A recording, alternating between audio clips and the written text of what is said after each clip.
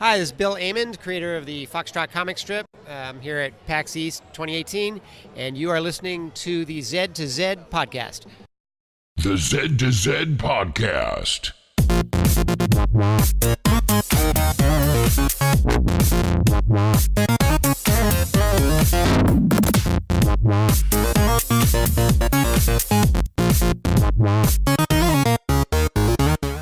Good morning, good evening, or good day, and welcome to the Z to Z podcast, the home for Xbox achievement hunters and Gamerscore junkies. I'm your host, Brandon Fream, and thank you so much for listening. At Z to Z, we love gaming, and in particular, grabbing achievements and gaining Gamerscore. We do news, reviews, and interviews. If it's about achievements, we'll unlock it.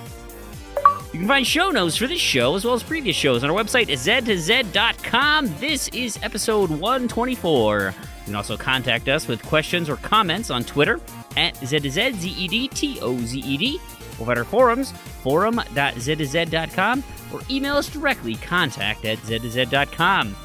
Well, back to a full show this week. Randy and I put our differences aside. How are you doing, Randy? Yeah, the feud is over for now. For Again. Yeah. We'll see. Great. I'm doing all right. Good. You know, nothing special, nothing terrible. And you heard Proulx there. How's Proulx doing? I'm doing great as well. You want to talk in the third person this week, Proulx? Did that do anything for you? Okay, that's fine. No. I just referred to you strangely, so I thought maybe you'd want to run with it. You remember when? So I listened to the show last week. Finally caught up to it. My voice sounded terrible.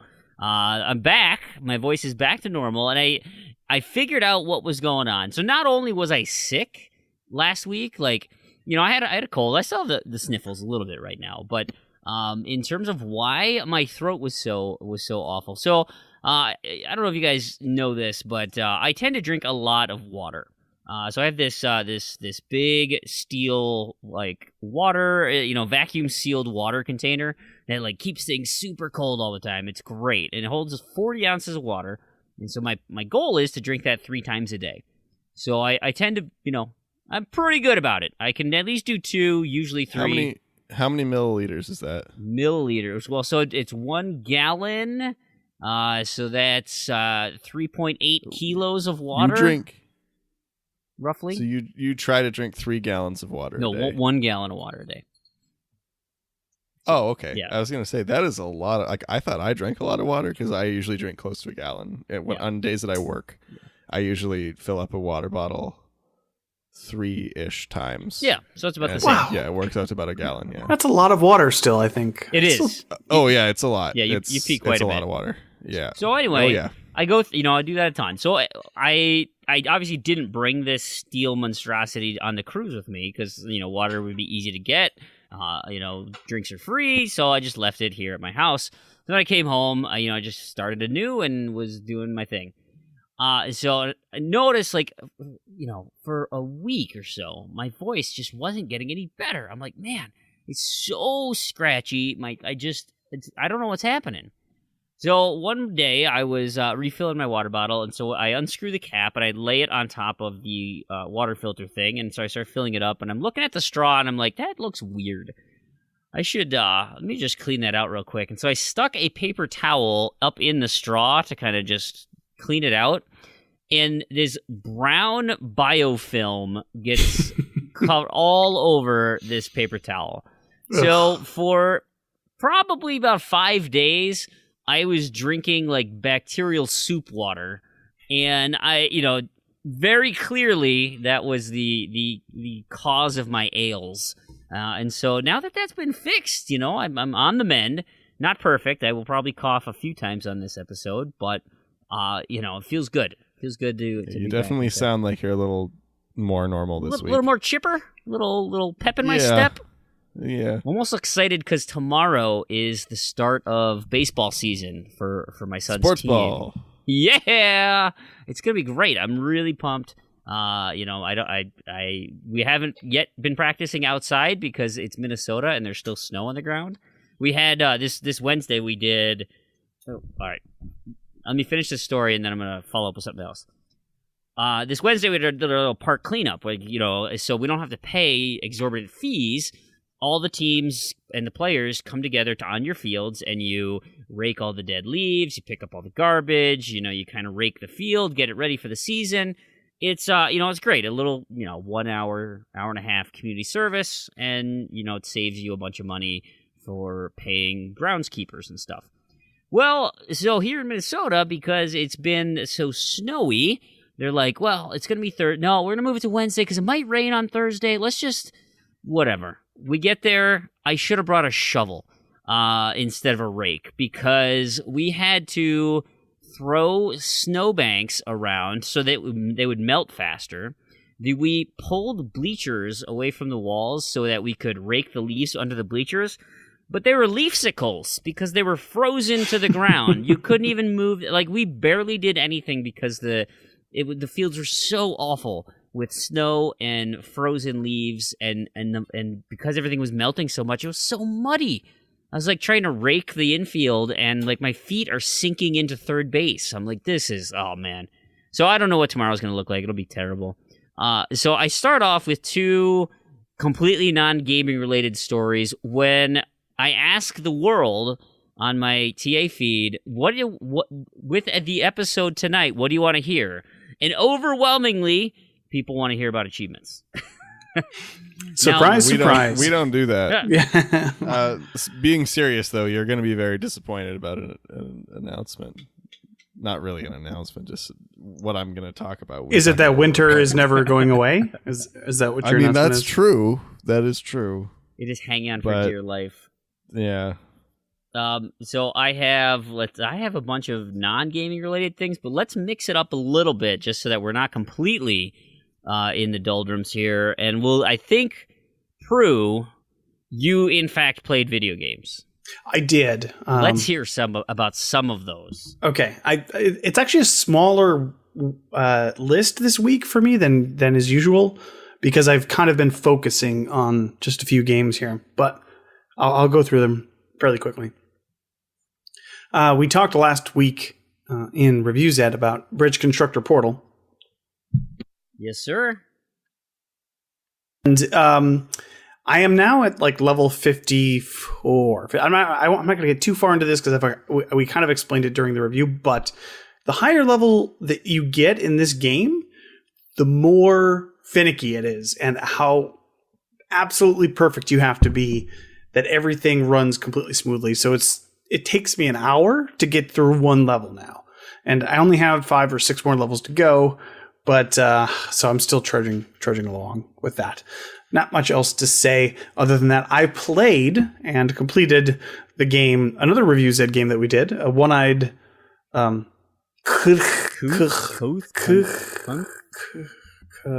don't know. I don't know what the word is. Not going to work here anymore.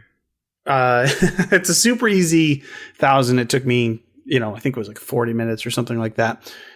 Weird game. Another one of those weird, quick 1,000s that you kind of come across from time to time. I just needed it for G-Task, so I got that done. I don't really have much of an opinion about that game because you were this like alien and you had to like find your spaceship parts. Hey, that's kind of like ToeJam and Earl, but not nearly as exciting or fun or inventive. And not whimsical. I mean, it's slightly whimsical, I guess, but it didn't have any of the charm. We'll say that. Keep working on Halo Master Chief Collection. Played a lot of that this week. Batman Telltale. Worked on both versions of The Enemy Within, the Windows 10 and on Xbox One. It got to the end of the G-Task period, and I was a little worried that we needed some points, and I was at work. So I played some Minecraft on my Android phone. Got a whole bunch of points in that. Man, it is so easy to get Minecraft points very, very quickly. It's awesome. And there's like 8,000 versions. So if I wanted to just do Minecraft forever, I feel like I could probably do that. And then really the sob story. And I do have a sob story here. Oh no. This is the if we have a win of the week, what would you call the suck of the whatever period you want? It was awful. The sob story of the whatever period you want to talk about. It could be the wine of the week. It could be. That's exactly. I like wine of the week. Yeah. I like that. Yeah. So no win of the week for me, but I do have a wine of the week here. How about Cry of the Crew? I could do that. I go along with that. So I talked a little bit about the past few weeks how last month I got a Dragon Age 2 achievement for random to-do list, and I decided then and there that I was just going to focus on Dragon Age 2. I'm going to replay the whole game because I never got the chance to play the DLC or anything like that. I played it through once, when it first came out, and I didn't focus on the achievements. I just played through the game. So I was just going to redo everything and get all the things I missed and do the DLC along the way. And then I can complete that game. That, it's a perfect opportunity. It was also serendipitous that there was a little bit of crossover. I didn't obviously get it done in that 1 month, but I also had an additional achievement this month in Random To-Do List. So it was like, wow, perfect. I already decided I want to complete this game. Now I have another Random To-Do List achievement in it, and I'm already working towards it. It's a late game achievement. This works well. I got that achievement, no problem. I actually got it just today. But there's an achievement. There are 2 achievements in that game, and you have to side with one side over the other 5 times. Now there are 7 missions, and you either pick Team A or Team B. And the first time I played through, I got one of those achievements. So when I was going through my list of like, okay, I'm doing this for my second time, what do I need to be aware of so I don't miss anything this time? Oh, I need to get this Team B achievement this time. But I thought, because it's split, it's a dichotomy. You either get the Team A credit or you get the Team B credit. I thought, very, very naively and ignorantly, that if you didn't get the Team A credit, if you went for, you have your option in the story mode, you're either with the Team A or you're with Team B. If you don't go for Team A, you get Team B credit. However, it doesn't carry through over playthroughs.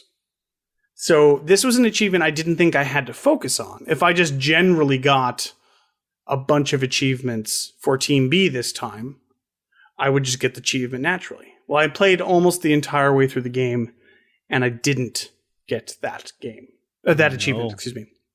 Which means at least a 2/3 third playthrough for that final achievement. That doesn't sound like fun at all. No, I was super bummed. You have very bad luck with these kind of things.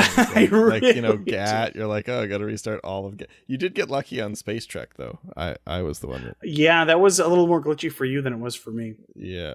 I only have myself to blame for this.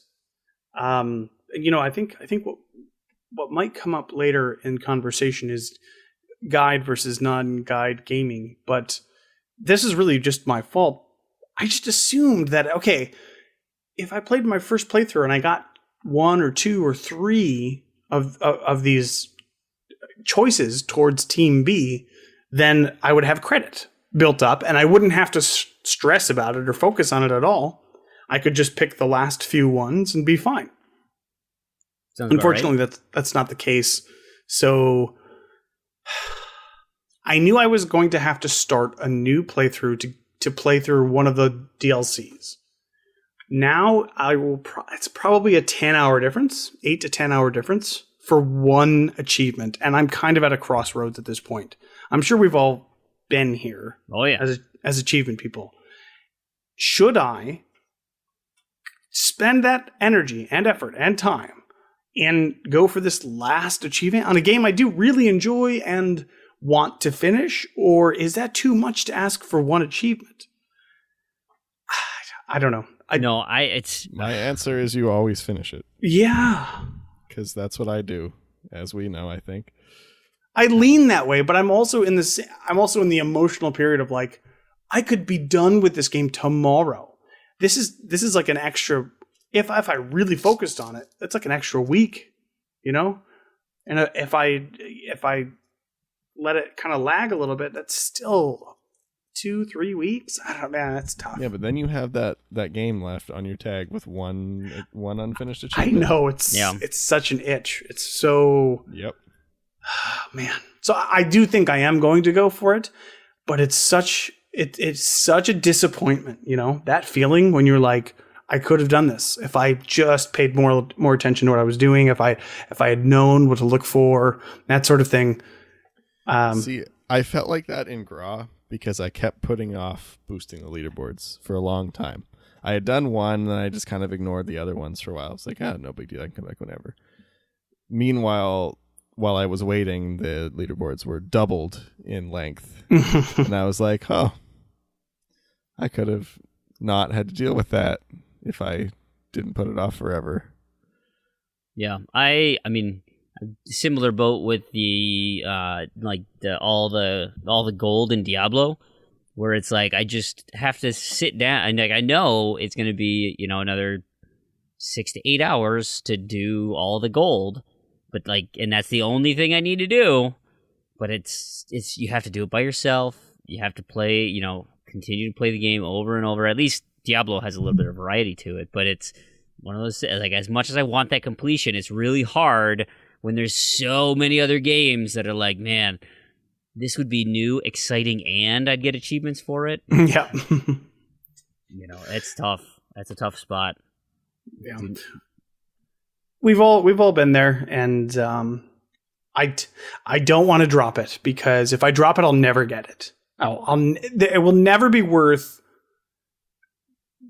going back to it. But if I'm already in it, then I might as well finish it out. So even if it's, you know what I mean? Like, I guess it's an attitude thing, but it honestly feels like if I dropped it now and I had to start a new playthrough, even though I just literally started a new playthrough tonight, at least I'm already in the game. I know the mechanics. I've already know, you know what I mean?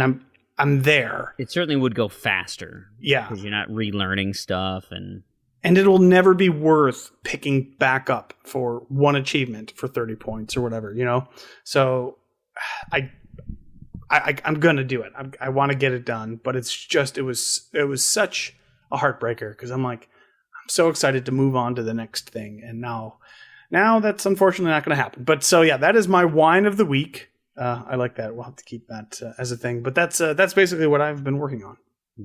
Gotcha. Fantastic. Randy, you wanna regale us with you said non-gaming related stuff? Well, it's not non-gaming related, just non-achievement related. I mean, I'll start with my achievement related, because I think I got an achievement this week. Maybe did I? Just one? What's the stamp on this? Oh my goodness! Oh no, absolutely not this week. No achievements this week. I've been working on Lost Planet 2. Oh yeah. Yeah, I finished the game in co-op by myself, which is a real pain. Split screen. You have to do it split screen co-op for one playthrough. Oh, what a pain. You literally couldn't find another human being to help you? No. I'd never have anyone local to play with. Well, ever. I mean, I feel like you could at least get creative and figure something out. No. It sounds like a lot of work. That's fine. Much more work than doing it myself. I mean, I'd have to just go find a person to come over to my house and be like, "Hey, you want to play Lost Planet 2 split screen with me?"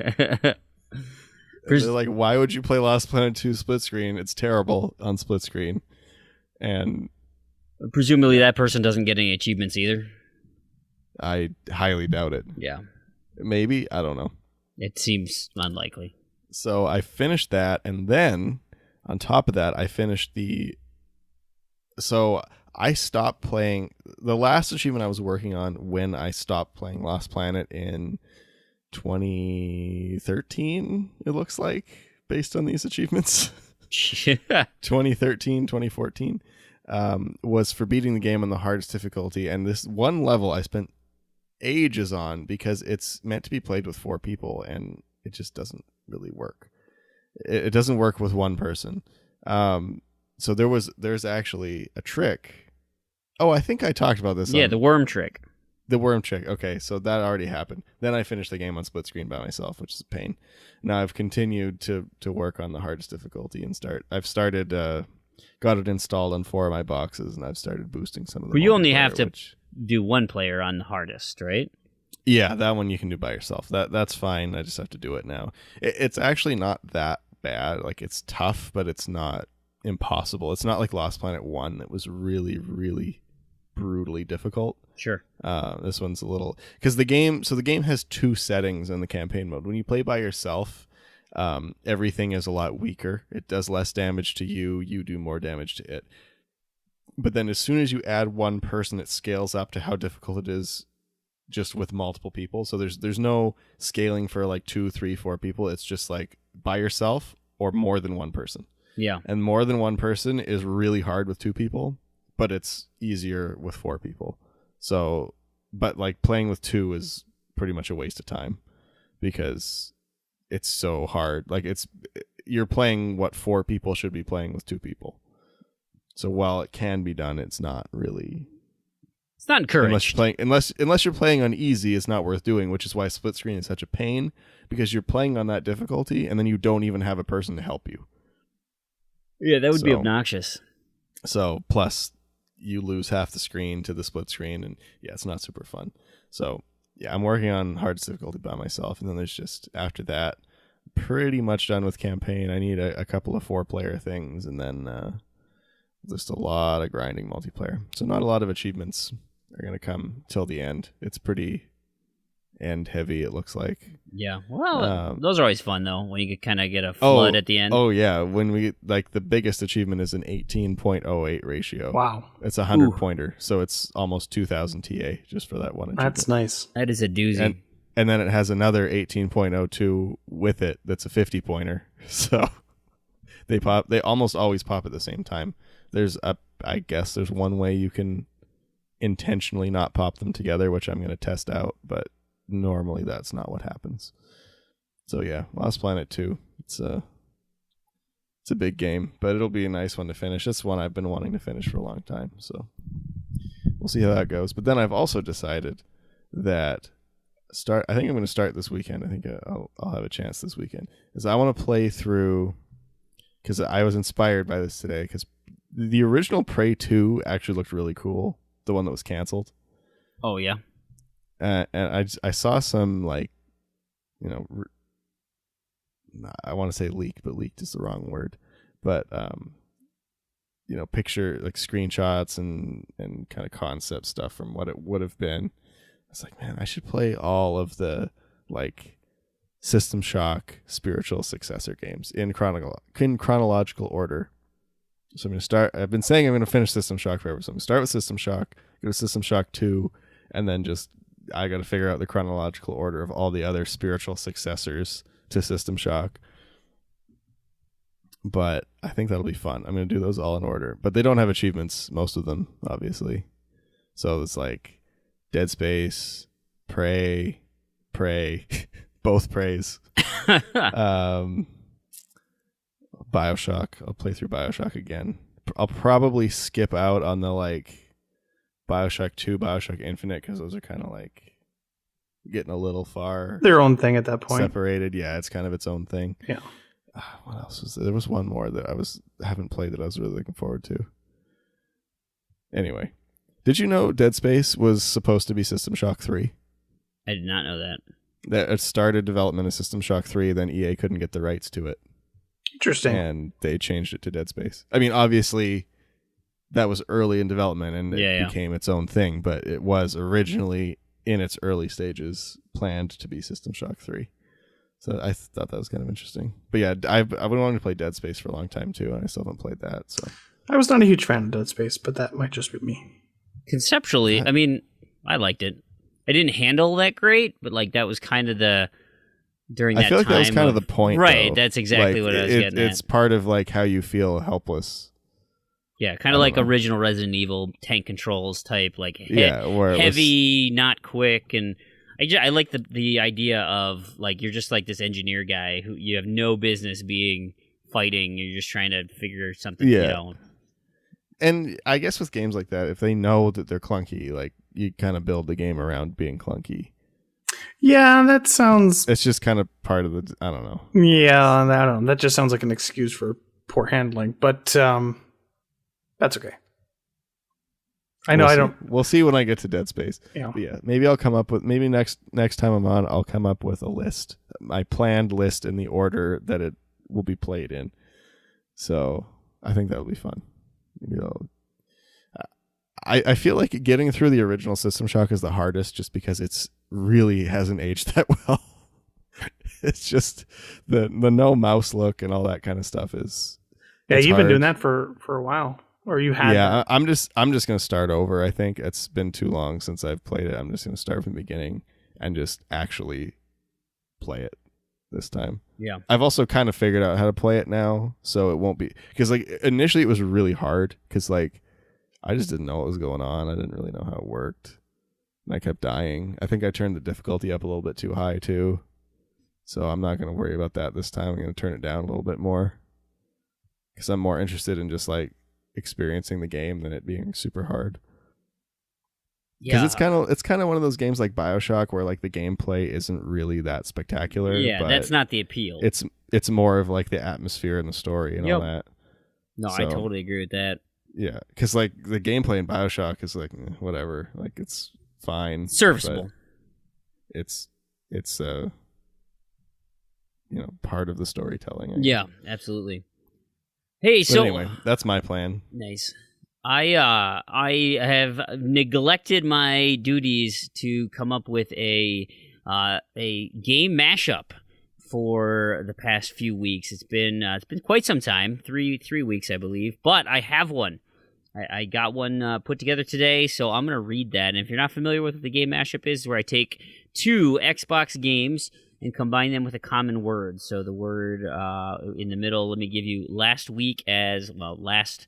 I call them weeks, but the last time we did this, the clue was, this is the ultimate survival game set in the frigid Canadian wilderness of Lordran. This game recently left the game preview program to much critical acclaim. The game demands a great deal of respect regarding the survival aspects. Bonfires play a huge role in saving and generating much-needed warmth and cooking. Death is permanent, and not only do you lose your humanity, but your saved game is deleted as well. Punishing is the key word in this mock-up franchise. So, taking those two games, mashing them together, you get The Long Dark Souls. You mix Dark Souls with The Long Dark, and that is what you get. So, The Long Dark Souls. So this is the Week 18, Episode 124 game mashup. Here is the clue. Microsoft's answer to one of PlayStation's hallmark franchises.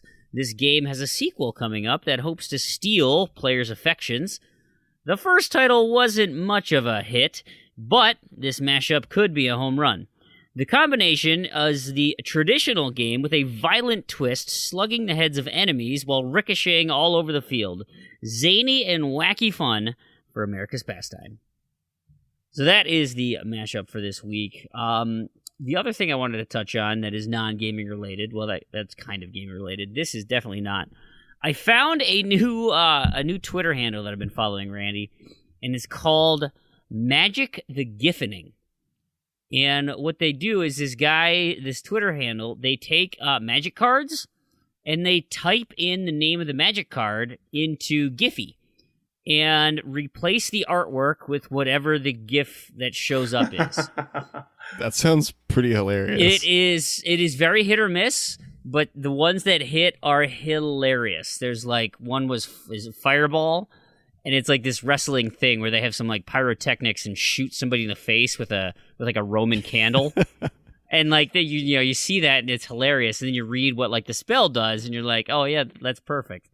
There's one called Char, where it's a red card, and you inflict damage on a target creature, and then take like 1 damage yourself. And the GIF for that one is a cartoon, the old X-Men cartoon, and Wolverine comes up and punches Cyclops in the stomach. It's like, and that's Char. Yeah, I don't. It's weird. Some of them don't make a lick of sense. But it's the Twitter handle is called Magic the Giffening, and I've enjoyed it thoroughly. It's been a lot of fun. I did also play a good chunk of Magic. I played with the new set early. Did ya? What what is that? Did terrible. Durandian or whatever it's called. What's the Dominaria? Dominaria. There you go. I got an email for that. Because I do a Magic Puzzle Quest, which is not Magic the Gathering, but it's a match 3 with Magic cards. It's fun. No achievements in that, though. What I did play a Magic game, Magic 2014. I played 4 achievements. They use that for my random or my the numbers in Cowboy Killer. So Magic 2014, I bought the campaign or the expansion a while back, and so I was like, all right, I'll just play some of these expansion decks here and do what I can. So I've got, as far as the base game for Magic 2014 goes, I've got all of the, kind of the miscellaneous stuff. I need to do, like, the next thing I'm working on is the 25 counters, and then it's like, the 75 wins and 5,000 damage, like all those kind of semi-grindy ones. And so I have a blue deck, the Mind Maze deck, and I just jacked it up full of counter spells. And I was like, oh, I don't want to go through like a customized deck, so I'll just use this one. It's like an illusion counter spell deck, and so I had to restart a bunch of times. But I was playing through and ended up on one of the campaign battles completely by accident because I was getting the crap beat out of me. I ended up staving off enough where I beat my opponent with 1 hit point remaining. And that popped an achievement. I totally forgot I hadn't done that one. So instead of trying to play a bunch of games in the campaign, I think there's 3 campaign related DLC campaign related achievements. So I didn't have to play through those. I just had to play one single game and just beat it. It was fun. I do. It's weird to play that game when because I guess I don't know how the combat, what a good analog for the combat is, because it's weird to me that your dudes heal every time, because I played more Hearthstone, and that is the guy takes damage and the damage is permanent, whereas in Magic it's like, nope, it's just till the end of the turn. Yep, if you can't kill me, I'm coming back, and you better figure it out next time. And that's an interesting wrinkle, but that's not how my mindset works right now. So it's always, I end up making lots of dumb mistakes because of that. A couple just easy letters, guys. I'm trying to finish out my gamertag challenge, and I'm way behind. So I played 10 minutes of Wheels of Aurelia, some Orbit for a couple of O achievements, but the main things I did. Yasai Ninja, I mentioned it last week. I ended up going back, finding the six ninja turnips I needed. It was in level 4, so I got that plus a couple of other achievements, and then I moved over to a little bit of Letter Quest. Had to play for the random to-do list 10 endless games, and so I think I was watching playoff basketball or playing Diablo or doing something, and I was streaming that on my computer because for Letter Quest it's totally pointless. It's I don't have to do anything. I can take my time. I'm just spelling words, so that's a great just background game. So it took a lot longer than I probably should have, but I ended up getting 10 achievements because there's so many of them are cumulative, and so you finally end up using 5,000 letters and 250 X many words, and this happened, and so that was great. I killing a bunch of monsters doing that. I really like Letter Quest. Those are fun games. The other 2 things I want to talk about is I finally, and this again was triggered by the gamertag challenge needing a number, finished Another World 20th Anniversary Edition. Where I left off. Oh, congratulations! That's a tough one. That's fun. That is a tough one. That's another one of those TA time estimates that's just very wrong. Yes, yes, 100%. Because that is a very difficult game. That game sucks so bad. Especially I hate to hate that game because it reminds me so much of one of my favorite games of all time, which is Heart of Darkness. But Heart of Darkness is just a way better version of Another World. Yeah. And that's not that the controls work in and stuff. And that's what makes it clunky, hard. But that's part of the game. Yeah. It was part of the game where it's that same thing where it was designed with you being clunky. The whole point is that you're totally vulnerable and everything can kill you. Well, so you have to figure out how to get around that. I mean, that's kind of the point. There were so many but technical another world limitations. is just like, yeah, like that's a whole nother thing. Like that's like the not designed around that version. Yeah. So I absolutely hate that game. It's so awful. I'm so happy to be on. Where I left off was at the very end. Like I kind of just chipped away at it, and it's like every time I needed one achievement, like for a number or the letter A or something, I was like, oh, I can't bother playing this game. I hate it so much. I'm just gonna get one achievement. What's the next one? What's the next one? And just barely going. So there's one where toward the end of the game, you just jump off the cliff and fall and get the achievement for that. So that's where I left off. And seeing I only had 2 achievements left, and they're just finishing the game, it's like, all right. It's time. It is time to get this garbage off my tag. So I did. It was not easy. Like you said, the controls are, even just shooting in that game is so convoluted. And you get one button, and you can, like, if you hold it enough, you make a shield. But then you hold it even more, and you make like a super blaster. Or you can just rapid tap it and shoot. But then everyone else has the same gun.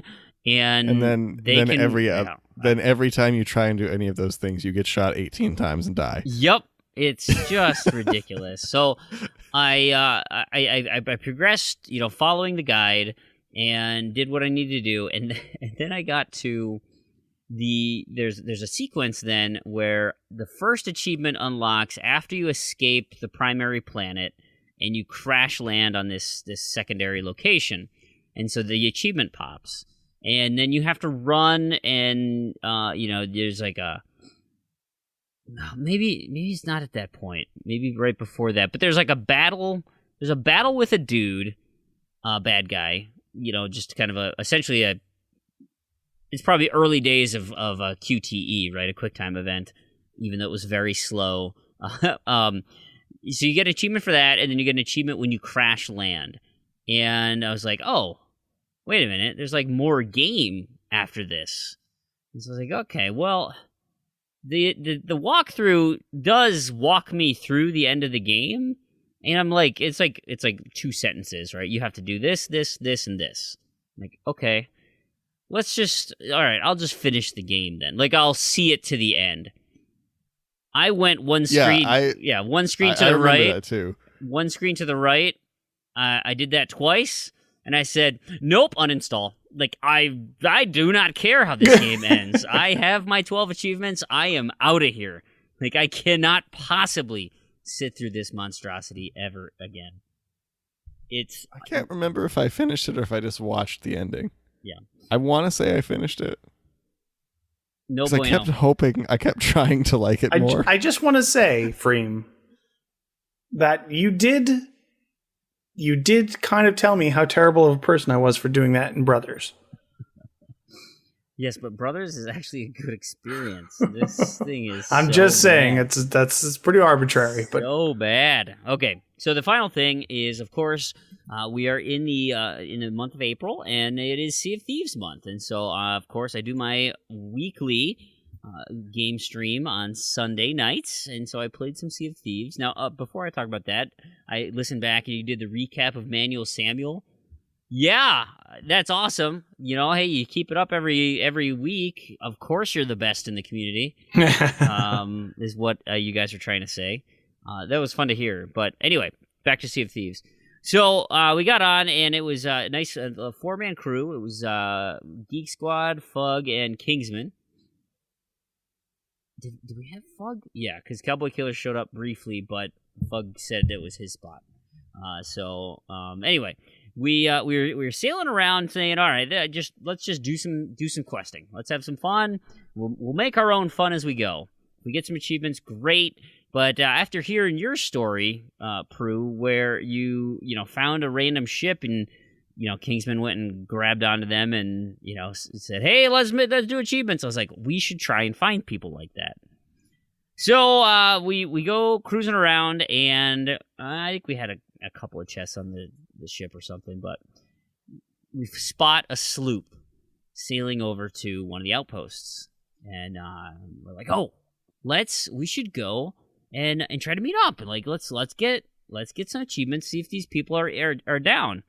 So we come up near them, and we pull up to the side, and Kingsman's like, nope, and just starts shooting at him. Just opens fire on this sloop. Absolutely just sinks them immediately. Now, they had unloaded all their stuff, but there was still a couple things left over. And, man, yeah, we shelled them. And so I got a message from one of the guys, and he's like, hey, enjoy the loot or whatever. So I sent him a message back. I'm like, I'm sorry. Like, actually, I wanted to see if you wanted to work on achievements, but my, one of my colleagues here got a little overzealous. And so he's like, oh, you want achievements? Yeah, let's hook up. And so we met up. During that little skirmish, that little battle, the two dudes, one of them had like swam underwater with a gunpowder keg and shot it underneath our boat. And so we took serious damage trying to fix that. And then the other guy tried to get on our boat and mess around. And I think Geek Squad copped to it, but I'm pretty sure it was Kingsman shot that dude in the face real bad. Anyway, so the guy, we had some fun. We got on his boat. We played some music. We went into the bar and all got sloppy. We threw buckets of puke on each other. It was great. It was great. We shot each other onto each other's ship. We did the blocking and things that are there. So I ended up getting 10 achievements by finding this crew to boost with. And so we said, all right, what we haven't done yet is race. You had mentioned that last show. Let's set up a race. Let's see if we can't do this. So we start cruising towards, like, let's race over to that raid over there, that Skull Fort raid. Great. These dudes are on board. They're super pumped. So we start cruising, and then off to our starboard side, we see another sloop. And those guys are like, oh my God, we should go wreck them. And so they turn hard starboard and ram into our boat. And so we're trying to turn as quick as we can. We're bumping into each other, smashing. Doesn't end well, but we go find that other boat and just shell them. Just boom, done. They didn't have anything worth our time, but that we had some fun killing those things. Patch up our ship, make our way back to the raid. And at this point, we got stuck in a storm, and so we couldn't set up to do the race. I'm a little disappointed we couldn't do it for that achievement, but when we got to the raid, we got there real late, and so there was already one other galleon and one other sloop there on different sides of the island. They were kind of coming at the same time, and we are the team of my galleon and my sloop went together and leveled these other ships. We went after the galleon first. My ship was opening fire. The sloop snuck in, got on board, and started shooting powder kegs inside the deck. Made short work of this thing. Never saw the galleon again. The sloop was a little more difficult because it was maneuverable, and my ship had been taking some serious damage. If you look on the stream, and I forgot to post it into our YouTube channel, but it'll be up by the time this show comes up. The ship looks like Swiss cheese. It is in real bad shape. Now we patched up the holes, but aesthetically, our ship was just decimated. And not only from the sloop, but of course from the the skeleton cannons on the island. So this sloop was kind of a pain, and it had shown up 3 times. We sunk it, and they decided, no, we're not going to go down like that. Let's go back after them. And so we ended up having to sink this ship 3 times before either they got so sick of us beating them, or they spawned too far away. They're like, it's not worth my time. Suffice it to say, we ended up cleaning house on that island. Ended up with $20,000 for our efforts. Had some fun, made some new friends, but I didn't get the making friends achievement. Where you stand on your deck and use the in-game wave. Oh thing. Yes, and it brings you actually to the friends menu. On your Xbox, so he didn't do it back to me, so it didn't work. So I didn't get that achievement. So that's one thing I still want to do this month. I made a list of the kind of things. So we'll see by the time this comes out if I can achieve my list on the final Sunday stream of April here. But So 10 achievements. How much TA did that net you? Do you remember? I mean, I can quickly, not much. I can try to add it up here. I'll hold my grog is pretty good. 180 there, 50. Yeah. You know, we're probably talking 400. Yeah. That's pretty solid for... Actually, these 2 achievements alone are 320. So, yeah, probably about 500 TA. Yeah. For That's pretty hours. Hold My Grog was a good one, but yeah, I think the race one was the highest one, so I guess my advice for you would be just, get good. Yeah. No, so I have taken this game off of my random to-do list pool because everything that's left, apart from a few of these that I hope to get on Sunday, is super grindy. And it's like, I will not, I don't want RTDL to come up and say, hey, you should sail for 250 miles, or you should take on 250 quests of this, or you should go find 1,000 banana crates. It's like, yeah, not happening. What do you think, Fream? Do you think you're going to go back at all? Yes. Game of the Month is obviously the biggest encouragement now. Yep. But after this month, what do you think you're going to be? Because I would probably definitely be interested once like the big content stuff drops, and if there's a surge for that sort of stuff.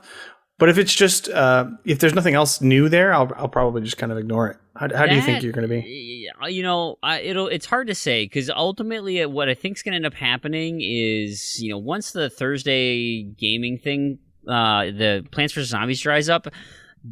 Talking to those guys, they really want to work on Evolve. And I mentioned you'll hear it at the end too with the contest roundup, and that's not set in stone at all. But I've already told them, like, if you guys are going to do Evolve, that's great. Like, go nuts. I have no interest. I will not be participating in that boost. And so that might give me some time to do, like, some cleanup on Thursday. And so, like, some good games for me to do some cleanup would be there's a lot of solo stuff in Battleborn that I'm not able to do, or we're not doing as part of the boost on Wednesday. And Sea of Thieves, like, just setting a weekly, like, hey, I'll just run some quests on Sea of Thieves once a week. Mm-hmm. That's what it's going to end up being, real casual. And I totally think, yes, when new content comes, like looking at that roadmap that you guys kind of talked about the week I was out, like those content drops, I will check out. Like I'll follow the streams, the tweets, the information, but I think once State of Decay 2 comes out in May, I'm going to be jumping on that, with my Games Pass and feeling like that's where I want to go. So we'll have to see. We'll have to see what the content is. If that next content drop brings in new AI enemies, I'll be on board with that. Like, I'm sick of fighting skeletons. Yeah, but I like sailing around. I enjoy the sailing stuff, the boat stuff. Controlling the sloop is kind of fun. It's relatively mindless and boring, but like I could listen to podcasts, I could watch TV, I could play that on my laptop and watch TV, or I could play it on my computer or my console and watch TV on my laptop. Like, you don't have to pay that much attention. Yeah, I was just curious because at this point we've kind of had similar experiences with Sea of Thieves, and if there's a random group that's like, hey, we need somebody else and we're bored tonight, and it's just like one of those games I'll pick up. It's easy enough to pick up, and it's actually fun to pick up on a rare occasion that you weren't planning on it, and you just have a free night and you have some good people to play with. That's like, the game is perfect for that. Yeah.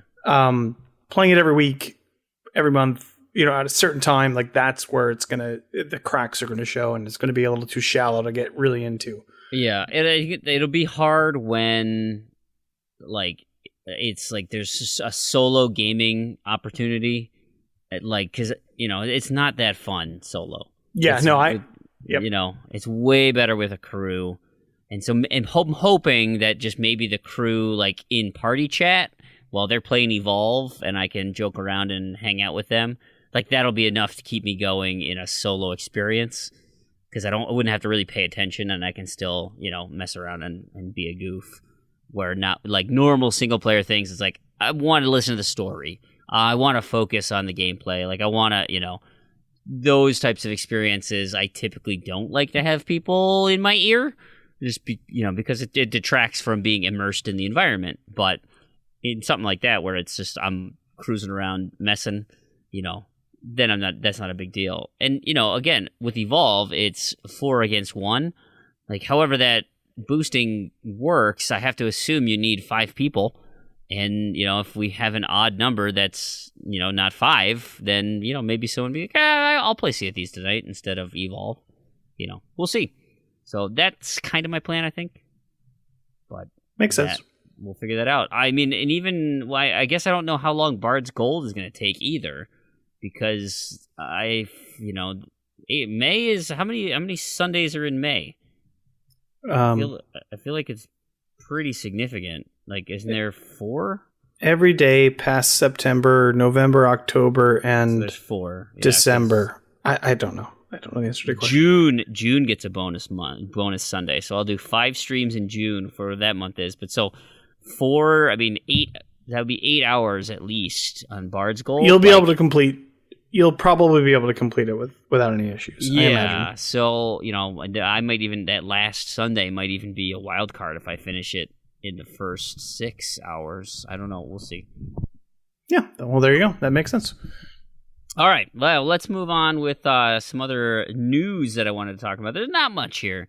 One you guys didn't touch on. I should. It's real quick. It was a game announcement I saw on Twitter that at least piqued my interest. No, it really didn't. But it's a game called Wormhole Wars, and it's a first-person shooter. Generic first-person shooter set in space. But they came up with a mode. So you're familiar with Kill Confirmed, right? Or in Call of Duty, you had to go pick up dog tags. In Plants vs. Zombies, it's Vanquish Confirmed. You have to pick up these orbs. So after you kill your enemy, they leave some type of a token, and you go pick it up, and that confirms your kill. So this one is, in Wormhole Wars, is called Teabag Confirmed. And the only way for you to go confirm or deny those kills is going over and teabagging dead bodies. So, This is a fantastic idea. Really just... This is the best thing since Shadowrun. Yeah. Just, I thought this was worth our time just to at least bring up. So if you're interested, Wormhole Wars. There it is. One of the more important thing that happened this week, and I thought, is at least significant, was a tweet that, to me, felt like it came out of nowhere. I was pretty surprised about it, but... Albert Pinello, he tweeted, "Well, today's a crazy day. I've made the decision after 18 years to leave Microsoft. To say it's been a once-in-a-lifetime experience is an understatement, and the team at Xbox has meant so much to me. I'll be cheering for them. There is so much great stuff to come." Albert Pinello, of course, was working on the engineering team. He was the one who essentially spearheaded the backwards compatibility initiative and had just done... so much from the marketing standpoint on getting that, backwards compatible, and a lot of the 4K stuff. Like I heard him on a bunch of podcasts talking about, this is how everything's gonna, how everything works, the type of TV you should have, the cables, the settings. This is what you're looking at. Like he was really great at kind of being a liaison between the engineering group and the marketing group and us as consumers. And so he's going to be greatly missed. I think he was he was certainly one who was not one to shy away from kind of poking the bear, being Sony, like saying, if Sony made a mistake, he'd let him know. He would not mince his words. And so I always appreciated that from a real kind of a person who really likes what he does and has passion in his work, and it'll be missed. So that's too bad. Did you guys have? I thought I had one other piece of news here, but I can't. It's not here anymore. It was about Nintendo, but we're an Xbox podcast, so I guess we don't care. Do you guys have any news, any things you want to talk about, any items, or should we move right into feedback? Because that leads into our main discussion. Anything? Good? I don't, it was kind of a quiet week this week. Yeah. Yep. I've been so busy just playing catch up from the cruise and work stuff. So it's like I probably missed a bunch of story. Well, Shadow of the Tomb Raider was announced this week. They released a trailer for that. I haven't had a chance to watch it. I kind of want to stay radio silent on it because I not only have I not played Rise of the Tomb Raider, but I have also not played the Tomb Raider reboot. I just did the multiplayer stuff in that. So, I'm way behind. That's one of those I want to revisit at some point. But so that was announced. That was kind of fun. But let's move into feedback because here's things that I actually want to talk about. And no, they're not necessarily achievement related. Well, the second topic is. But the first one comes from Saucy Slingo. He says, hey, if Diablo 4 is real, what would you like to see from it or, changed in that game? Do you guys play Diablo 3 at all? Randy, Diablo 3 do anything for you? Diablo 2? Nope. I played Diablo 2 a long, long time ago. Did not really enjoy it. Really? Yeah. Really? What? Not my kind of game. Just why? I found it boring. Maybe the loot just not this incremental increases in your characters. Not doing it. The thing with those loot games like Borderlands, I just find it tedious. I hate managing all the loot and figuring and just like having to deal with it all the time. It's just annoying. I don't want to deal with it. That's totally fair. Proulx, where do you stand? I never played Diablo 2, but I'm a massive Diablo 3 fan. I played it on the Xbox One and had a fantastic time with it. Okay. So. Great. Yeah. So in terms of Diablo 4 then, do you have any feelings about what, and I guess even Randy, from your standpoint, is there anything that could interest you enough to pull you into that genre? Or are you... Not really. I mean, I guess I'm just not much of a dungeon crawler guy. I mean, that'd be kind of early for a Blizzard sequel. Diablo 4 is already coming out. Well, when did Diablo 3... I think there were like 10 plus years between 2 and 3, weren't there? Yeah, there was a big gap between 2 and 3. Time. I mean, and same with StarCraft. StarCraft 1 and 2, the gap was that was even bigger. Yeah, for sure. Yeah. What do you consider Diablo, like, when does Diablo 3 start? Like, is the release of... Because the release of the first part of Diablo 3. Okay, so that was 2013. The vanilla, yeah. So that was 2013. Well, it would have been earlier on PC, I think. Oh, yeah, that's right. We should look that up. I mean, I'd go by PC dates, because... And, I would consider the same from Diablo 2, kind of the same benchmark when Diablo 2 was released to when Diablo 3 was released, but so Diablo, I don't know, maybe that's not fair. Diablo 2 was in 2000, Diablo 3 was in 2012. There you go. Yeah, so that's a long time. Yeah.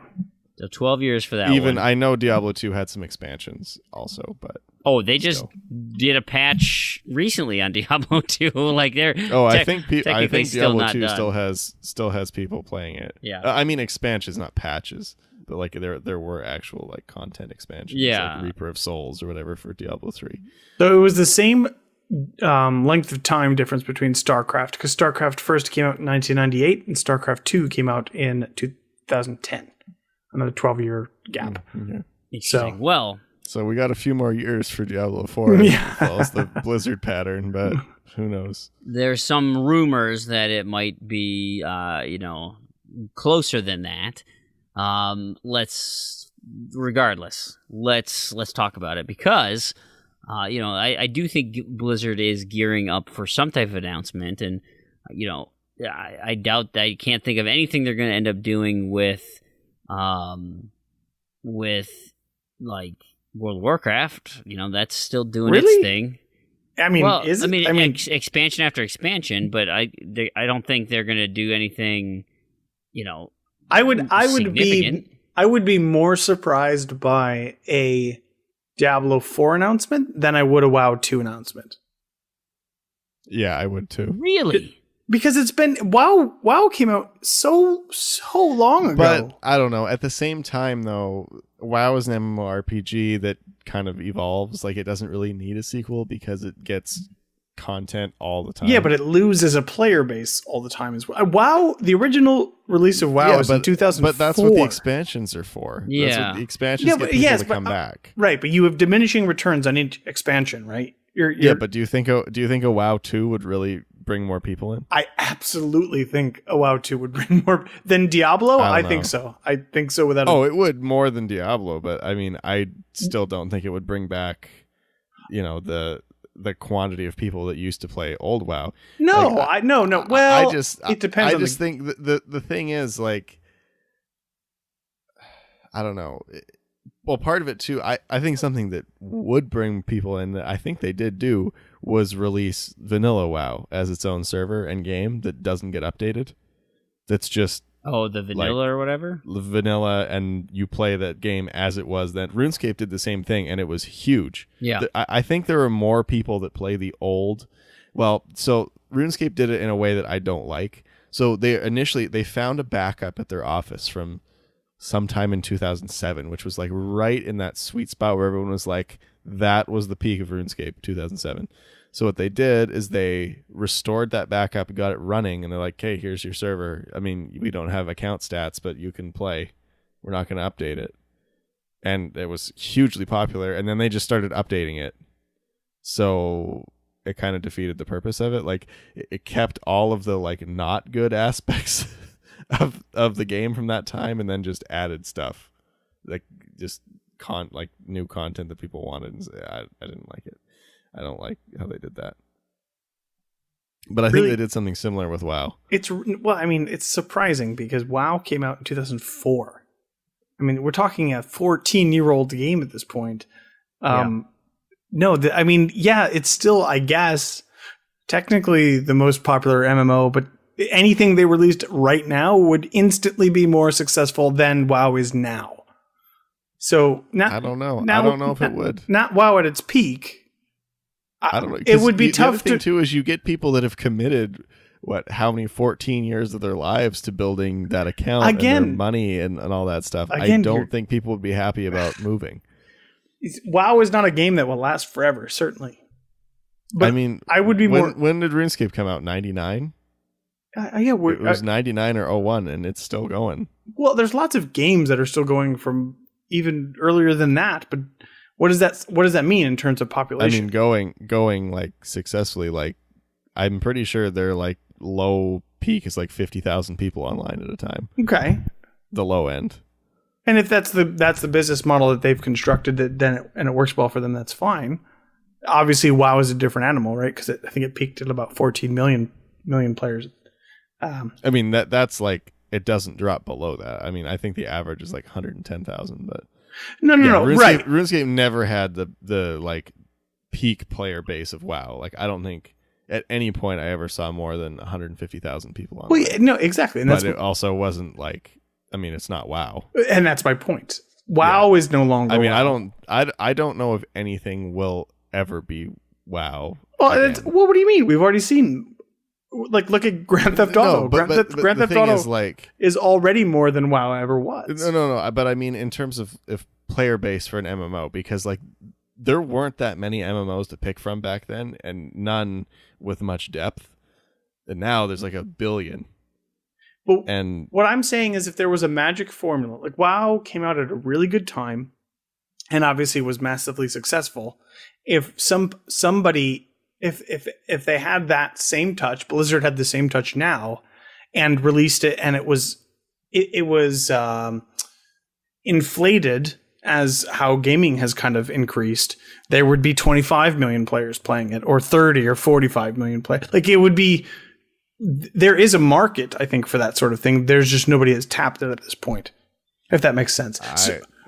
I don't know, because I think I don't think you can ever recreate that landscape that made WoW successful now. Dude, but there's only ever more people playing video games. There's never a decrease in people playing video games.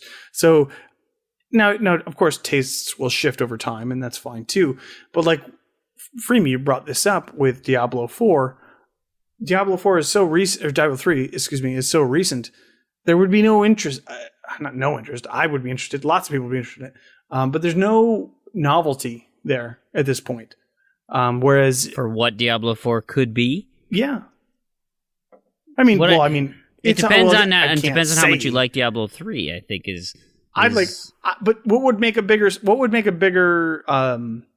news announcement? Would it be Diablo 3 or Diablo 4 or WoW 2? Yeah, but what do you do, like you said, with WoW 2? What do you do for WoW 2? Because it is a persistent world. They've effectively had multiple WoWs, where every expansion is right, really a new where they WoW. had, think of the Cataclysm, and they completely changed the face of the planet from vanilla. Like, I would consider that WoW 2, because it fundamentally changed everything that happened in the world. And even a game like RuneScape, despite being the same game since whenever it started, unofficially it is RuneScape 3. That's what it is known as, because there have been there were 2 very significant changes to the game that were considered RuneScape 2, and then now RuneScape 3. And then the original being RuneScape 1, just even though it's the same game with the same accounts, with the same stats, the same items, there were just those events that people unofficially consider 3 different games, pretty much. I guess my point is, if Diablo 4 released this summer, it would be another game that released this summer. If WoW 2 released this summer, it would be a thing. It would be significant. Whether it failed or succeeded, it would. Oh, I do not doubt it would be significant. I just don't think it would be. I don't think it would be that well received, by the WoW community. Again, but the WoW community has already been diminishing for years and years now. It's not grown in popularity for the past, I don't know, 5, 6, 7 years at this point. I don't know. I would like to see MMOs as a whole, though. I agree. Yeah. As I also think that the heyday of MMOs is real, not what it was. I mean, I don't know. Maybe it's just because I don't play them anymore, but it seems like people are less willing to commit to the MMO lifestyle. Yeah, because that's what it is. When you play a game like that, it is a lifestyle. You have to play it all the time. It's I don't know. I just feel like I don't hear about people that live that lifestyle anymore. But I don't know. I guess I also don't have people locally that I know that play those kind of games anymore either. So I don't know. Yeah. Well, I look I'm very biased. We talk about this all the time, but I look at the GTA model as kind of the evolution of that sort of thing. The whole shift into microtransactions, you kind of lose subscription-based games. Not that they don't exist, certainly, but the popularity has dwindled over time. And I don't even necessarily, I mean, it could be a free-to-play MMO too. Sure. But I also wouldn't consider GTA Online an MMO. No, that's what I'm agreeing with you is I think it's a shift in game design trends. Yeah. But different. all the MMOs now are generally cheap or free with microtransactions in them. Yeah. RuneScape even shifted to that, and they were really against that for a long time. I think WoW did the same. I think WoW is free, sort of. Oh yeah, they or something. did the first 20 levels. That was ages ago. Some of it's free, or they changed it to it's all free, and then you do something else. I don't remember, but I mean that's pretty much where they've all gone because you make more money. I would just be surprised if Diablo 4 was the next big thing we got from Blizzard. I would be. Yeah, I would yawn. I would be too. I would be like, okay. I mean, I'd play it and I'd be excited about it, but it wouldn't be any way. You know what would really get people excited? Blow my mind. Not World of Warcraft, a new Warcraft. No, people would not be excited about a new RTS. Why? RTS is dead. No, such a dead. I mean, they would have to really reconsider how that game plays. There is Of course they would, but I mean, when was the last Warcraft? 15 years ago, 20 years ago? I think if they did, it would be more along the lines of a MOBA versus a.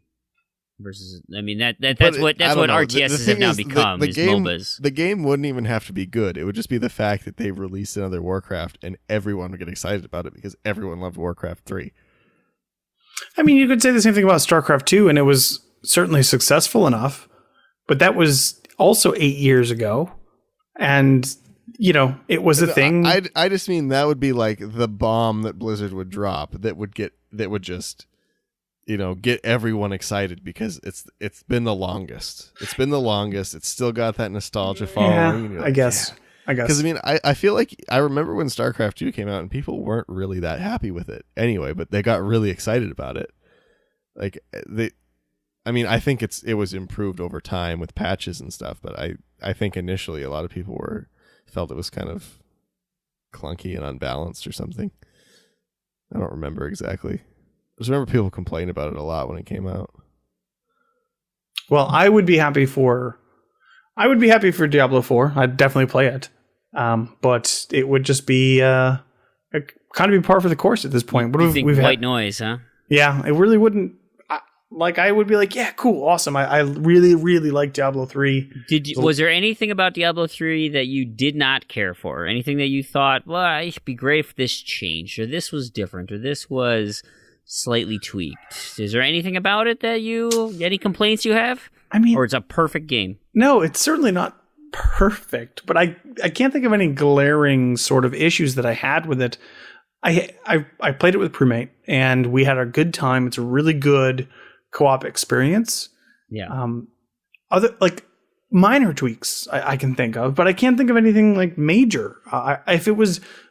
If they released Diablo 4 and it was Diablo 3 with a new coat of paint and some tweaks and upgrades and a little more content, yeah, I'd be perfectly okay with that.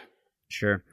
I think from my standpoint, speaking of what I would like in a Diablo 4, I think in now playing Diablo 3 right now and thinking, because you don't have Diablo 2 as a reference, what I miss the most is like the kind of how much darker it was. Like it, I feel like Diablo 3.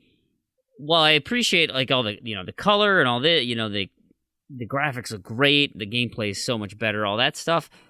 Like your guy, just the numbers that are splashing are so ludicrous. Like especially once you get to like deep, high level rift stuff, and all of a sudden it's like 1.2 million damage, and it's like your guys are just insanely powerful, and so it'd be nice to kind of like tone that back a little bit.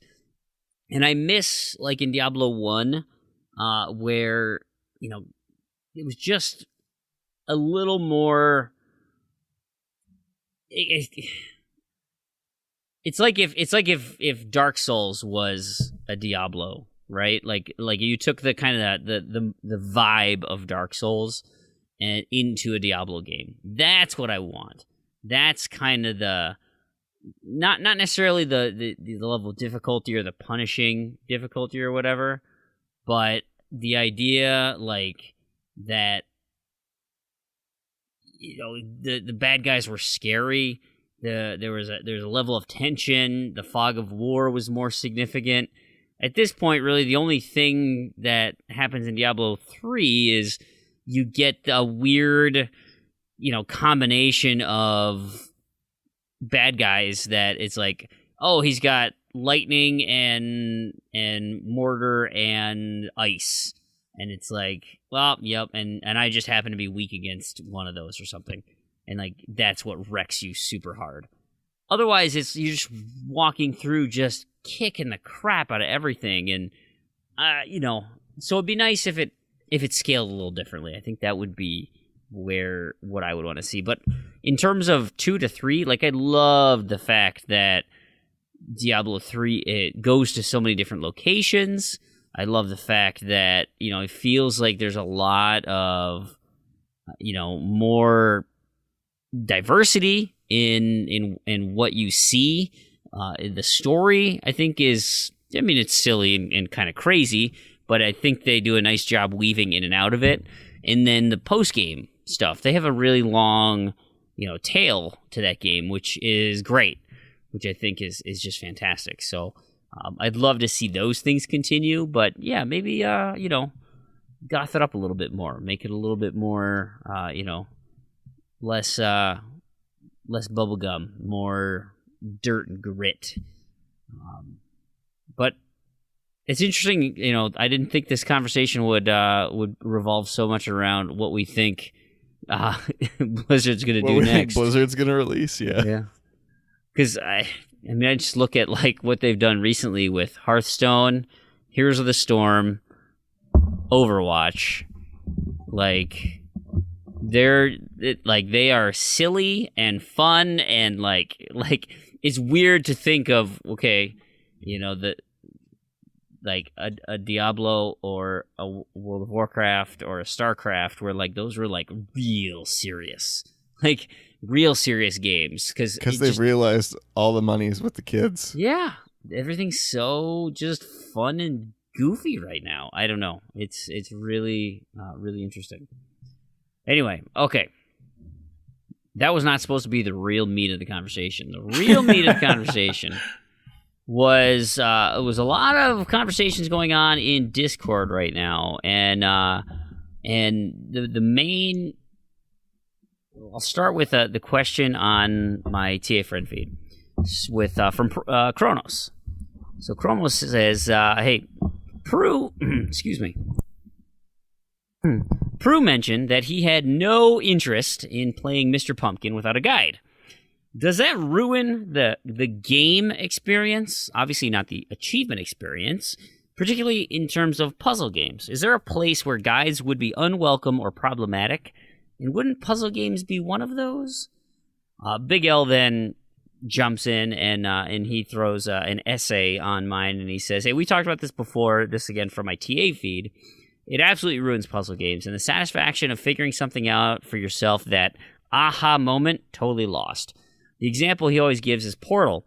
It was so satisfying figuring out all the levels on his own with him and his wife on the Portal 2 co-op levels. The problem with achievements in Gamerscore is apparently when you're using a guide to just quickly get the points. The best walkthroughs actually show you where missable achievements are, but hide the puzzle solutions and spoiler tags. The other part of this, of course, is our massive backlogs. There's definitely this sense of wanting to finish something quickly so you can uninstall it and be on to the next great thing. I'm guilty of it myself, often choosing shorter games over long ones because, of the multiplayer thing or communities working on it or whatever. Things like GTA SC don't help either. Sometimes it's a relief to get eliminated so you can sit down and do a nice campaign without having to worry about scoring a lot." So that was Big L's comments. Kronos responds saying, "I used the guide for most of Mr. Pumpkin. Some of the puzzles aren't actually that hard, but most of them are just repeats of puzzles you've seen in other puzzle games already.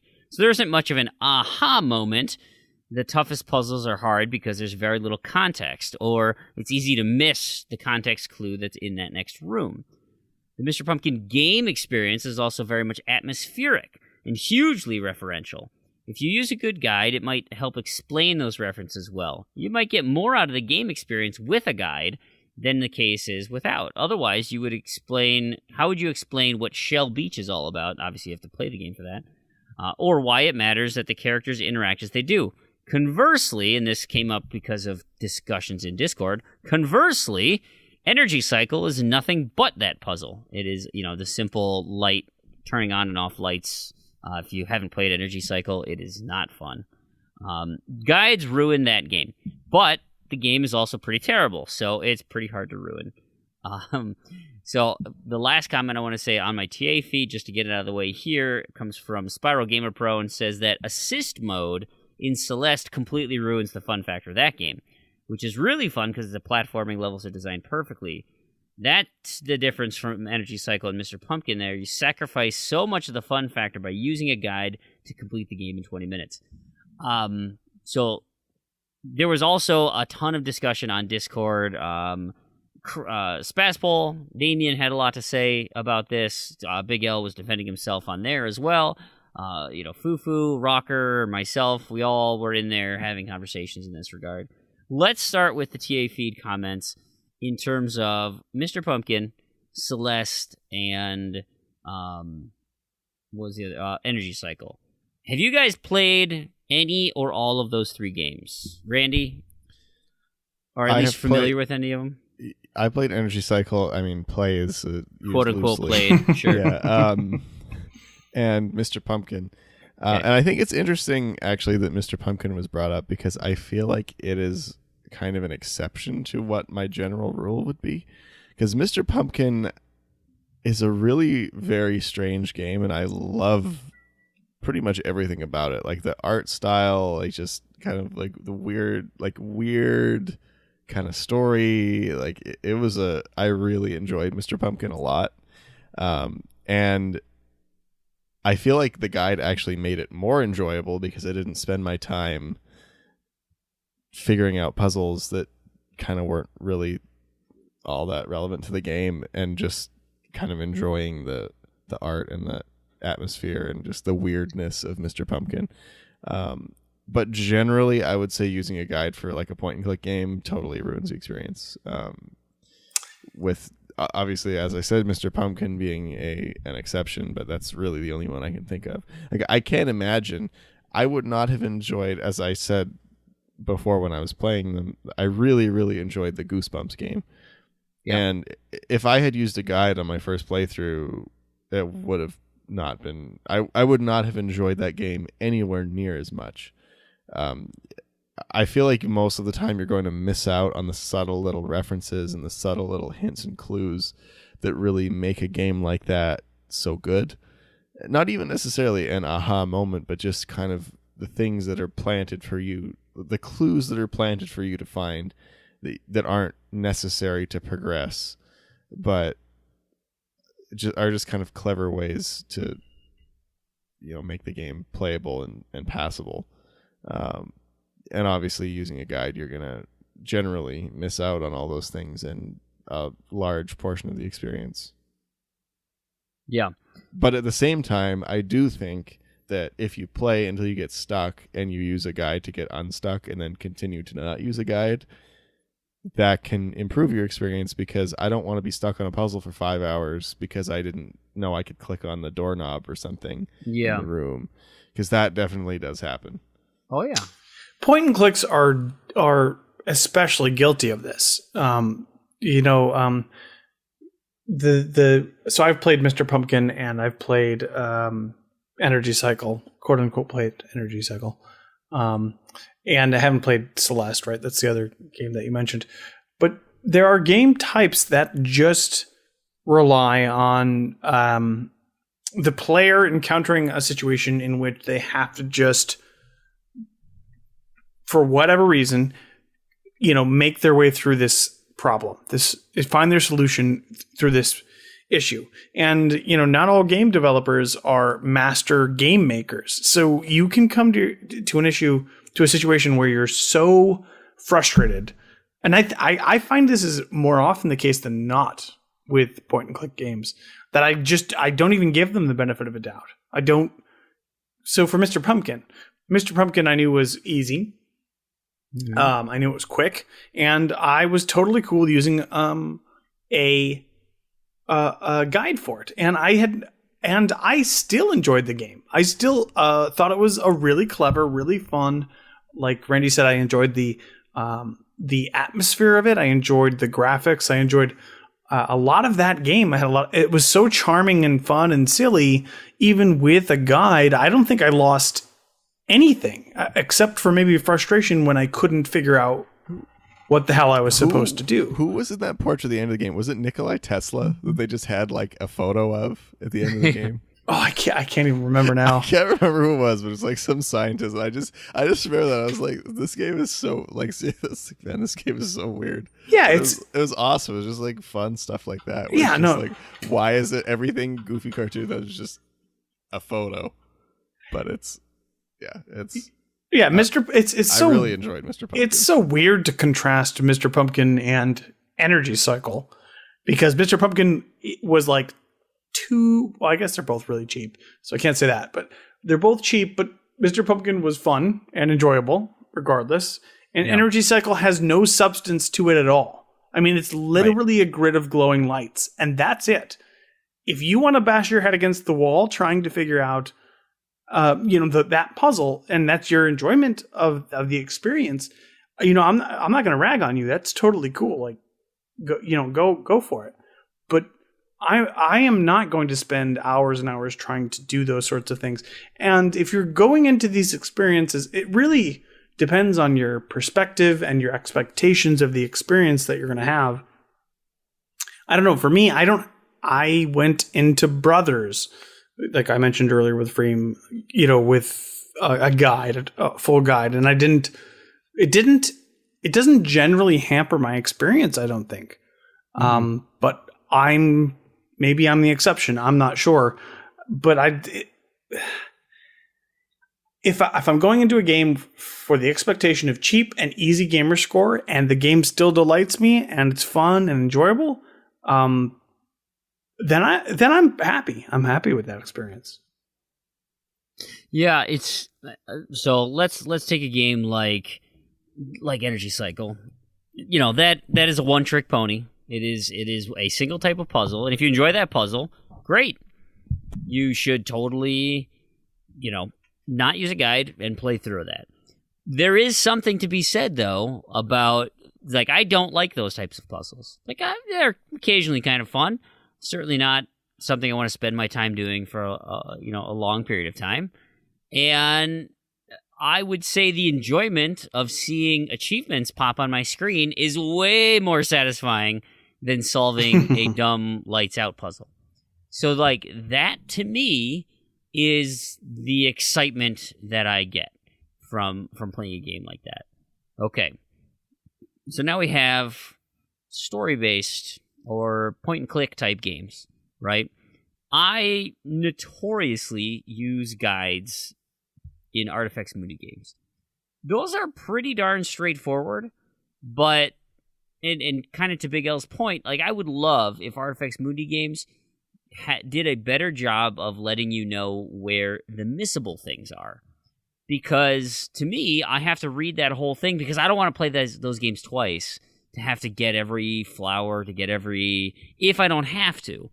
Now, sometimes if there's a great roadmap and they say, listen, you got to play this twice anyway, once on hard and once on, normal or whatever, then okay, maybe then, I could be more convinced not to use a guide and try and figure it out. Or, if I have access to the hint system, right? That's always pretty nice. But I typically want to do the hard playthrough with using no hints and get all the collectibles in the first run. Do that, let's rock. Because I feel the pressure of my backlog saying no, don't spend your time pounding your head on these games. As you start to kind of put things together, if they're intuitive, you likely can kind of run ahead of the guide a little bit. But, especially, it's tough. Because I think for those types of games, it does ruin the experience. Or it ruins an experience. Let's put it that way. Because your experience with that game is highly dependent on what you go into it looking for. If you're I could care less about solving puzzles. This isn't for me. I just want some achievements because I like seeing the pop. And that's what I want.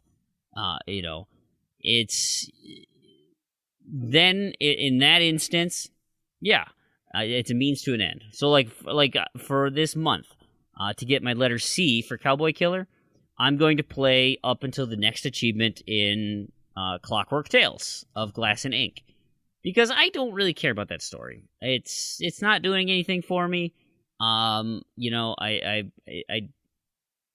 only have to play it once, I think. No, I think you do have to play it twice on that time through. But from an Artifex Mundi standpoint, yeah, you see a lot of the same things over and over and over. At some point, I'm going to get a piece of glass, and that is going to bend light in a certain way that's going to activate a puzzle that I need to do. Now,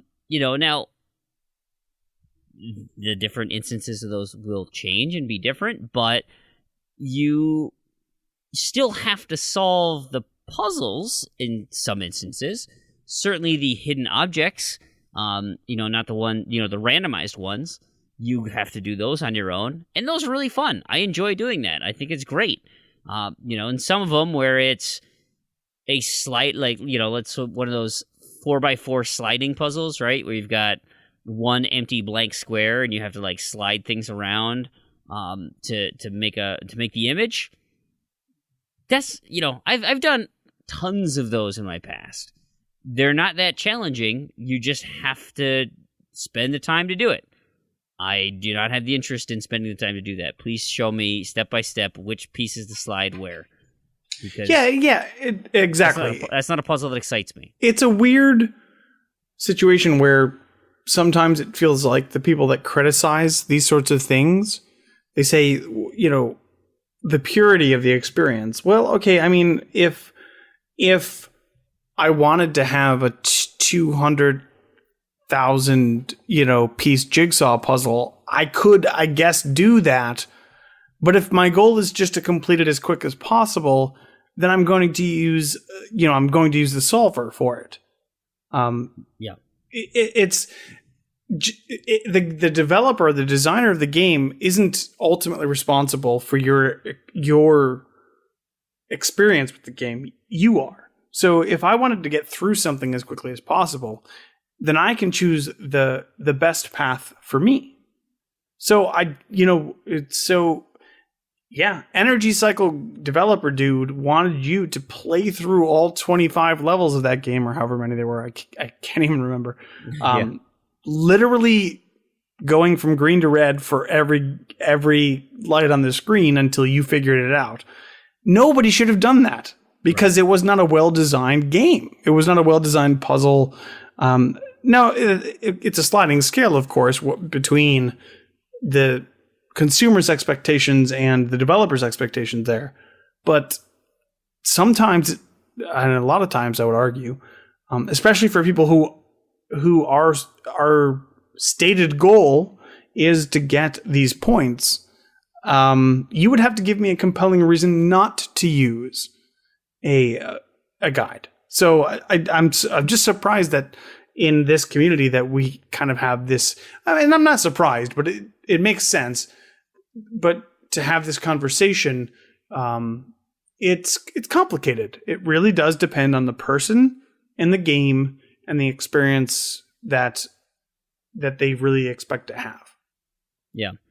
Looking at games like Q-Bot, right? Or those types of extended puzzle, like even following the guide for Q-Bot is obnoxious. Like, because those steps, they end up going It really is, because it's hard to follow it, to just look at the screen of the guide and not look at what your Xbox is doing. Yeah.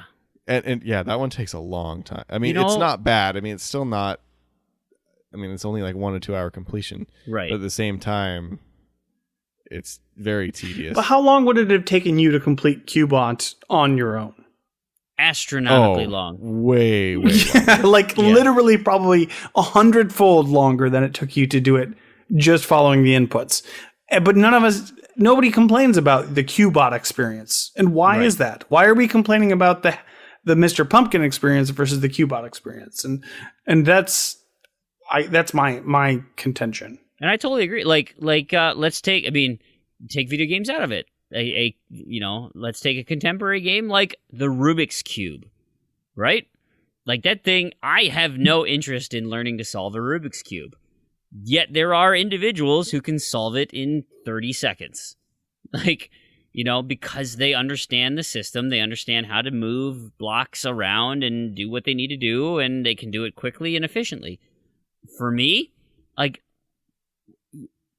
it might be interesting to learn the mathematical path in moving an item like that, but I don't really want to learn it. I don't want to do it. I don't want to spend the time to get good at it. That doesn't intrigue me.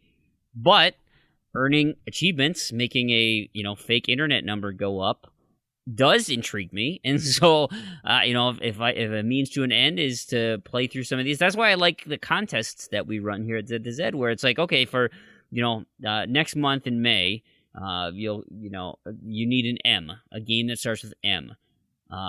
You know what? Mr. Pumpkin. Hey, that's a great one. And you know what? I can get a completion for Fream's completion challenge because, Mr. Pumpkin is a vegetable, and one of the things is a vegetable. It's not, but I'm just, spitballing. That could be a thing, and finding games like that where it's not actually even about the game experience per se. It's about, just fitting into a contest or being creative with how you're earning achievements.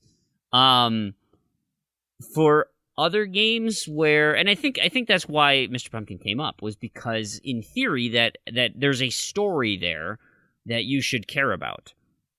Now, in games where the story is more predominant, like a let's take the Tomb Raider, or a game I'm trying to think that has puzzle elements to it, but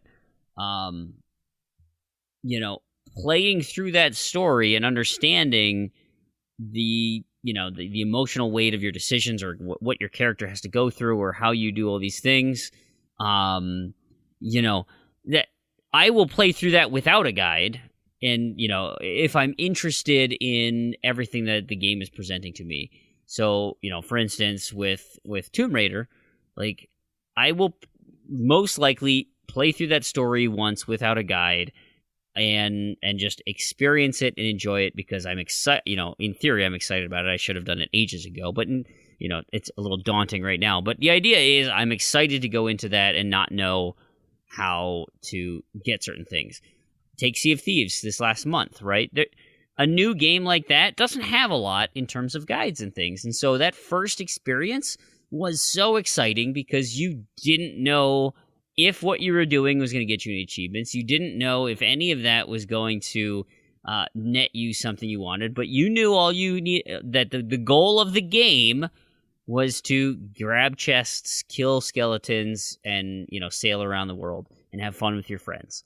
And so, yeah, there are moments where, yes, you take the achievements out of it and you can have, dare I say it, a fun experience.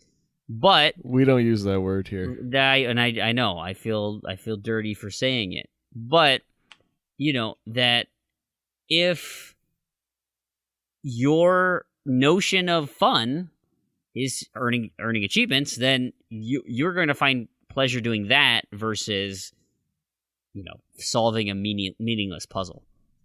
I don't like reading, and I certainly don't like reading, fiction books or nonfiction books per se.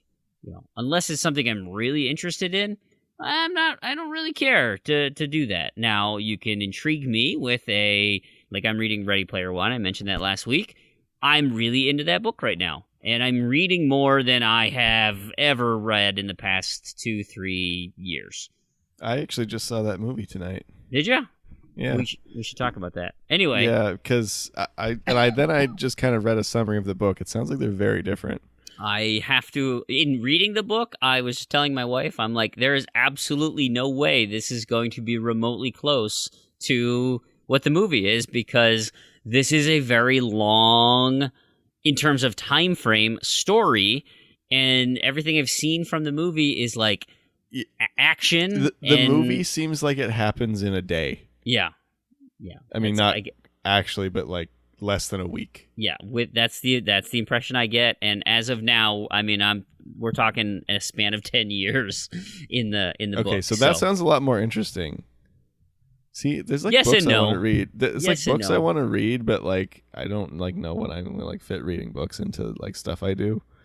Yeah, I don't know. But anyway, I mean, that's one sounds where like it's a like good read. It's something that is interesting me, and so I'm going to do something I typically don't like to do because I'm interested in the subject matter. Whereas, Energy Cycle, Q-Bot, Quantum Conundrum, you name it. Pick a generic puzzle game. I might give it a shot a couple of times, but once I see, through it, and I understand, and it's simply, executing something that I know the solution to, yeah, no thanks. Give me a guide, because I'm just twiddling my thumbs then. What Randy, do you have anything else to add? What's your take on? I mean, you play some really bad games just in general. So, like, yeah, I don't know. I mean, I think you guys pretty much covered it. Yeah. But yeah, guides are good sometimes. I wrote the guide for Deadlight, right? Have you guys played Deadlight? There's the I have not. Nope. The 360 version and the Xbox One version, same game. It is a 2D platformer. You get your dude, and he's pretty weak. And there's zombies, but really it's about traversing your landscape to avoid zombies, light puzzle elements, very light, like. And it's only 2 dimensions. So, there might be a door. You got to kick open the door, maybe slide something over so you can climb, some shelving to get up a little higher, to go through a vent. Very little backtracking. I mean, if anything, it's a screen or 2. But everything is pretty much move from the left side to the right side, avoiding zombies, and progressing to the end of the level. And so the way I wrote the guide was essentially a skeleton of everything that was going on, and it was simply it was effectively a collectibles guide. And so I would say, you will notice this thing in the world.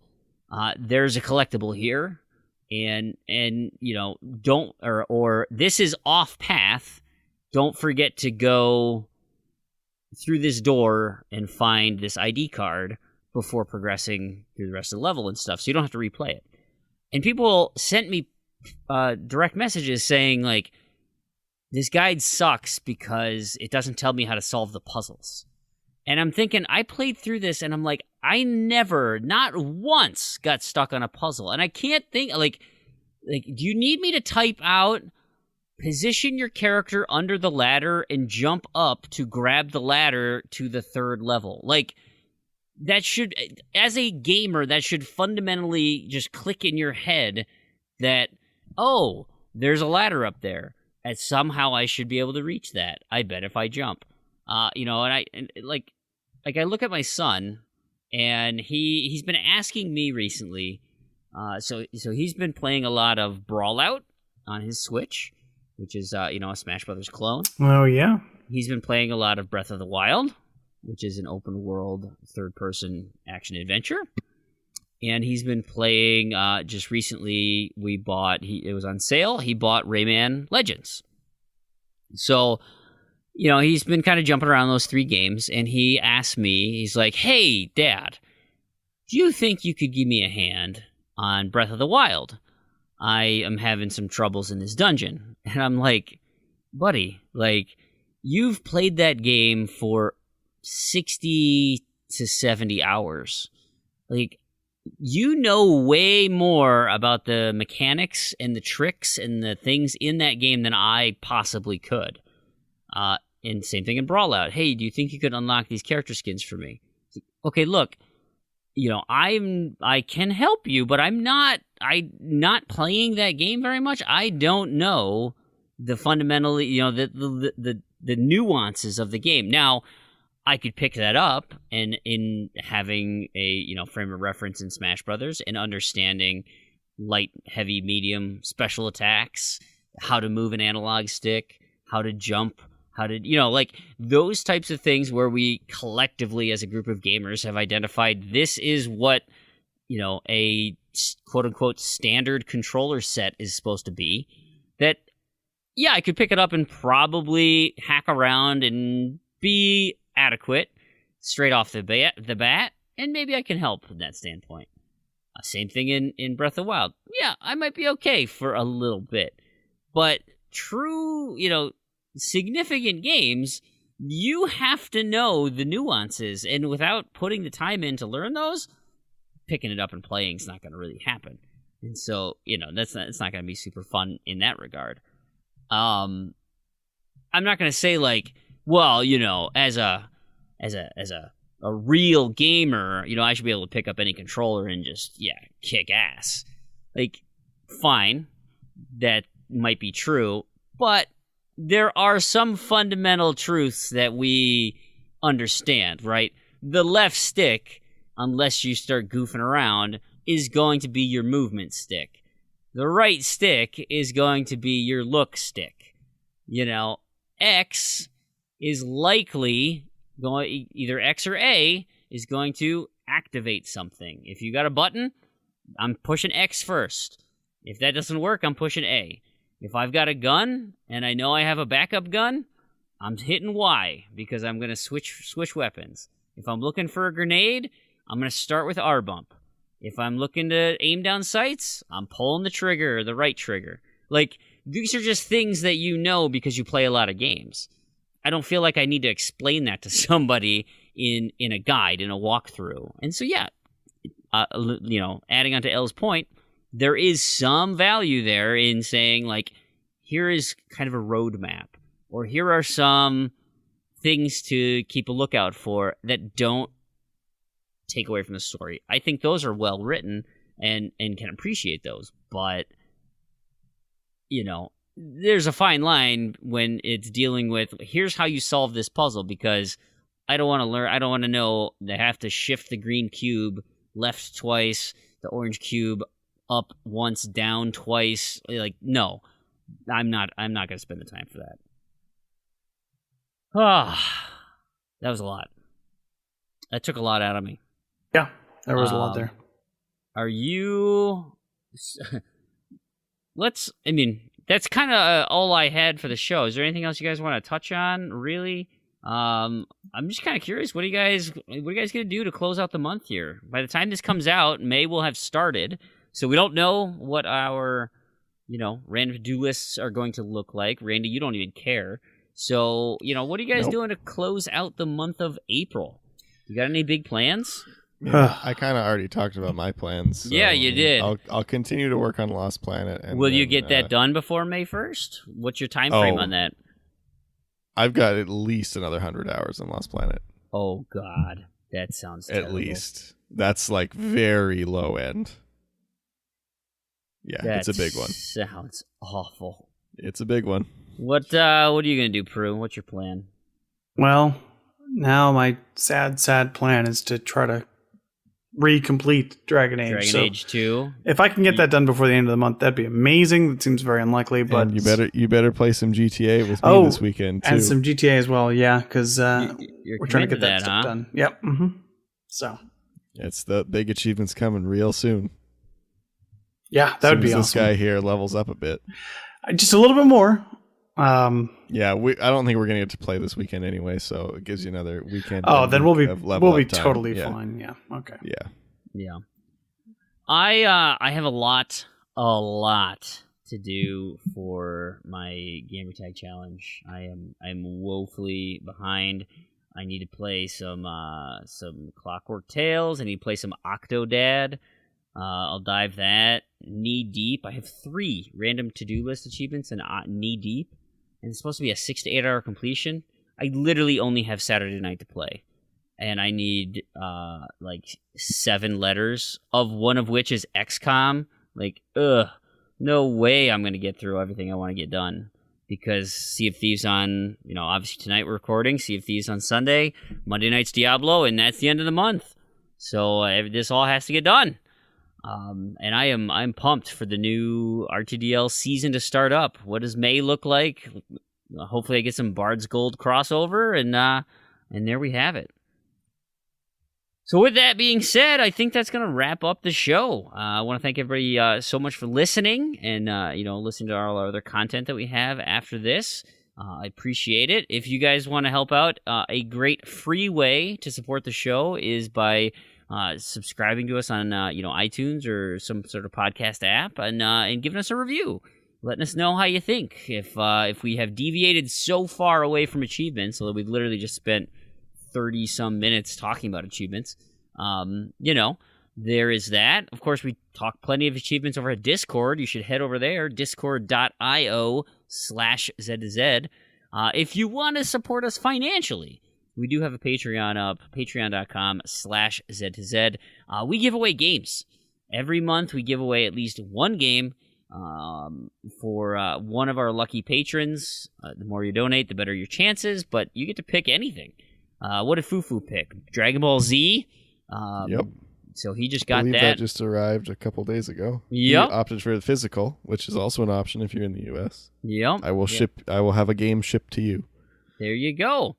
So that works out great for everybody. If you just want to contact us to talk to us, Twitter's great, at ZedTozed, or our website, our email, contact@ZedToZ.com. The website, ZedToZ.com, has our show notes, and yes, you can stream the show directly from there if you're so inclined. Proulx, where can people meet up with you? You can find me on Twitter. That's probably the best place. There, I'm at OneUpDan. And you know what you can talk to me about? We didn't talk about it all this show, but it's timely. I just saw The Avengers last night, so you can bring that up. Or anything achievement related, of course. So, find me on Twitter, at OneUpDan. That's the number 1, not the word. He's also a big Space Stars Yep, fan. Exactly. Yep. So Space you can talk to Wars me there guys. as well. Yep. Interesting. Man, I hear spoilers for that are pretty rampant right now. Yes, you got to be careful. Got to be very careful. For the Avengers? Yes. Yeah, last night at Magic, one of the guys was saying he was watching a stream and somebody donated $5 and they have like a text-to-speech thing and it just read off the spoilers. Oh, jeez. Movie on the stream. Oh, man. I'd say $5 well spent. Oh, man. That's crazy. It's pretty clever. Yeah. I don't know. I don't know how I'm gonna get. I don't know when I'm gonna see the movie so that I can not. I haven't seen any yet. Spoiled. I don't know how, but I haven't. I'm probably not going to see it anyway. But yeah, I'm woefully behind. Anyway, Randy, how about you? Where can people see you? You can find me on Twitter at Randy2727 or Crandy on True Achievements. Fantastic. And you saw Ready Player One. That was your movie. I Enjoy did. it? Did you like it? Yeah, I liked it. It was fun, but it sounds like the book kind of. I felt like they kind of well, like we kind of mentioned before, kind of like they sped things up. Like there was very little, like almost no backstory as to like how the world got to how it was, which I really don't like when like movie that it was like it was trying to say that there was some kind of like rich history and description of how this happened. Yeah. But there was like one sentence of mention of it, and then it's like, oh, this is just the world now. You know, and well, Proulx, you've read the book. I don't feel like there's that. I mean, there's certainly more exposition, and it's great. I think it does paint a pretty rich picture, but I also don't think it's that deep or significant. But like you can kind of see, like, you know, they'll say a few things, you know, maybe have a page or so, and you're like, oh yeah, that makes sense. I will say that I think I also, compared to other people, put a lot more importance on that backstory than most people, so I'm kind of more critical of it at the same time. But also, like, if you're just gonna like gloss over it, just don't mention it at all. Yeah, because that was the thing, is it was mentioned, but then it was never elaborated. It was just like these things happened, kind of. We didn't really say what these things were or what they really happened, but just that they exist, and then that was it. I think my biggest concern is character development, because like there's been a lot of characters in the book that like I really appreciate their like fleshing them out, and I don't know how you could possibly do that in a 2 hour. Is it a 2 hour movie? Yeah, it was about 2 hours, I think. Yeah. So yeah, I don't know. Anyway. Yeah, I particularly the without giving away too much, the evil CEO's illegitimate employee. I don't know how the it's the hitman guy. It's starting to sound a little dangerous here. Yeah, the hitman guy. We'll just leave it at that. You'll know who I'm talking about. Yeah. he like I feel like there was more character there, and then in the movie he was just kind of like there, like Sure. like you never really find out anything about him. Yeah. But I don't know, Gotcha. maybe that's intentional. I don't know. I felt like there was more character to be had there, but Mhm. no, it was good. It was enjoyable for what it was, but I think I would be interested in like It's been a real quick read, I reading tell you the what. original story. Oh, Real quick read. yeah, Anyway, we'll see. if you guys are interested in finding me, you can find me. I'm at Freamhole, FREAMWHOLE. That is Twitter. That is, blah, blah, blah. Where else am I? Oh, yeah, True Achievements. Or you guys should come over to Discord for real. There's so much fun going on over there. Anyway, so that's it. I want to thank everybody for listening again. Thank you so much for making this show possible. So, on behalf of Proulx and Randy, I've been Brandon, and to all of you achievement hunters and Gamerscore junkies out there, thank you so much for listening, and we'll see you next episode. Thanks for listening. Later. Z to Z Podcast presents Review Zed. All right, so we're back here for another weekly installment of Review Zed. My co-host, Warren. What's up? All right, but first, as Who always, are you? I'm Spaspole. Oh, okay. I thought everybody knows who I am by now. And if you're not in case we have a following- new listener, just wanted to make sure they knew. All right, and if you're not following me on Twitter or Twitch, I could use the streamers and the followers. I might actually tweet out some stuff. I might start doing giveaway codes on that rather than Z to Z. I don't know. But till then, what we'll give away right now is maybe a glimpse into the future. It is Wednesday morning. I can keep telling myself that. I'm looking out my window. I'm in my pajamas. I'm like, 45 minutes till bedtime. I mean, it's Wednesday morning, and we're a few hours before the cutoff for this week's G-Task, which everybody is working. What are they doing this week? Solo side? They're getting... This week's solo side has to end in the top 25% of the active contest. So the top 109 spots.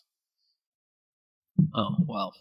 Good luck to you. I've been eliminated a few weeks ago on the solo side, but hey, it's helping our team. Right? I'm a sadist. I'm going for it. All right. So what are the listeners? What are that care about the G-Task? What should be everybody? Everybody should care about the G-Task. What do they have to look forward to this week? Well, it looks like you and your teammate have some more work ahead of you because you need to complete the Tell Me a Story bonus, which requires you both to end the scoring period with both teammates having unlocked at least 20 achievements flagged main storyline. So that means a total of 40 achievements will be required, 20 from each. No sharing. I mean, you got to do your own 20. Oh, you mean you can't do 30 and then I'll just do 10? No, I'm sorry. 20 each. 20 each. Does it have to be a boring story? No, it could be a good one. Like, I don't know, Tales from the Borderlands? Ooh. Actually, I have that on disc. But I got to do something from the PC. I'll be in Boise all week. If any of our listeners are from Idaho, I'm looking for good food recommendations for my colleagues and myself. Not like they'll take my input, but it looks like it'll be fun though. Yeah. So speaking of fun, I actually had a blast. I had a party with our game for this week. God, that was so punny. It's almost like one of those L's must have written that. Oof. Let's not go there. Try to deliver my entire monologue now in a monotone fashion. This week we did Zombie Party. Okay, I can't even force myself to talk like that. All right, so Zombie Party. This is published by Black Shell Media and developed by Peach Pie Productions. You know, that actually does sound good right now. I'm really hungry. I could use for some peaches. We have 2 peach trees outside. Unrelated conversation, but got 2 peach trees, and oh man, when those start having fresh peaches, you can go outside for breakfast and just take one right off the tree. It's amazing. Yeah. So I remember. so anyway, I had one growing up. Oh yeah. So we have this was released a little earlier. It was released actually October 6th of 2017. We're a little bit behind. kind of side story. This was not our original intention game for the week, but due to some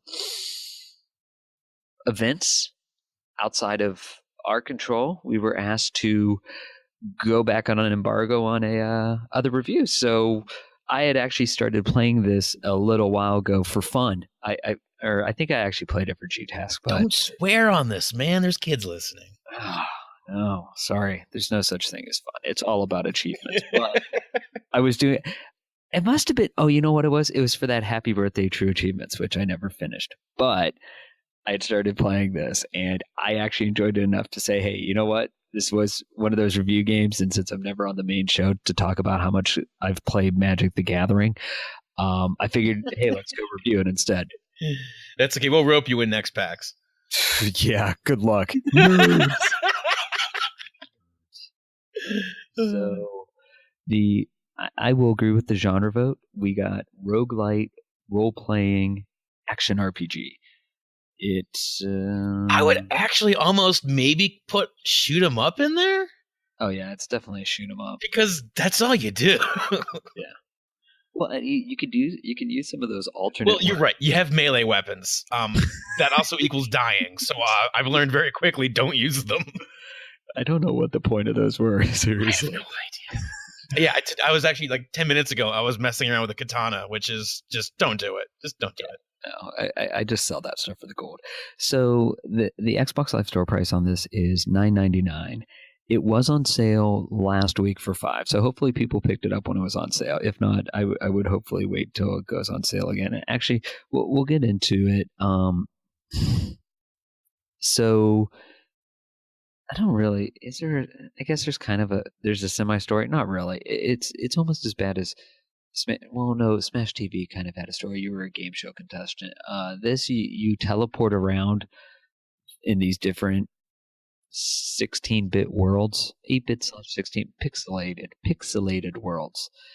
And it's not quite a twin-stick shooter because your left stick moves, your right stick aims, but you still have to hold down the trigger.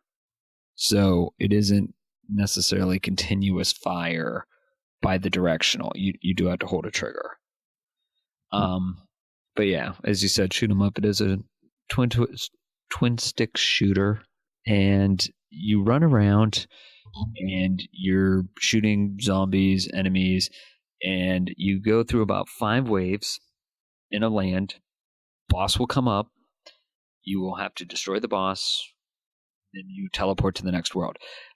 It is roguelike because when you first start out, you have 4 basic characters that have non-upgraded stats, non-upgraded weapons, and everything requires gold that you will pick up from drops as you shoot through the round. So the first few times you play through it, you won't get very far, and you'll be looking at the achievements going, how am I ever going to get 10 million points? How am I ever going to get 5 million points? How am I going to still get saying that? Oh, trust me. After you start upgrading, so if you do read some of the solutions,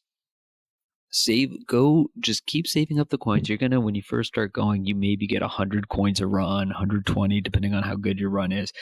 Wait till you get the financial stability achievement for 5,000 gold. Once you have 5,000 gold, buy the Shadow, the ninja. He's on the top row. He's like the 5th over, and you start upgrading his stats. Now, the first few stats don't cost a lot to upgrade. It's when you get to the 5th one, because it goes from like 250 to 500 to 750, 1,000, 1,500 to do the upgrade or something like that.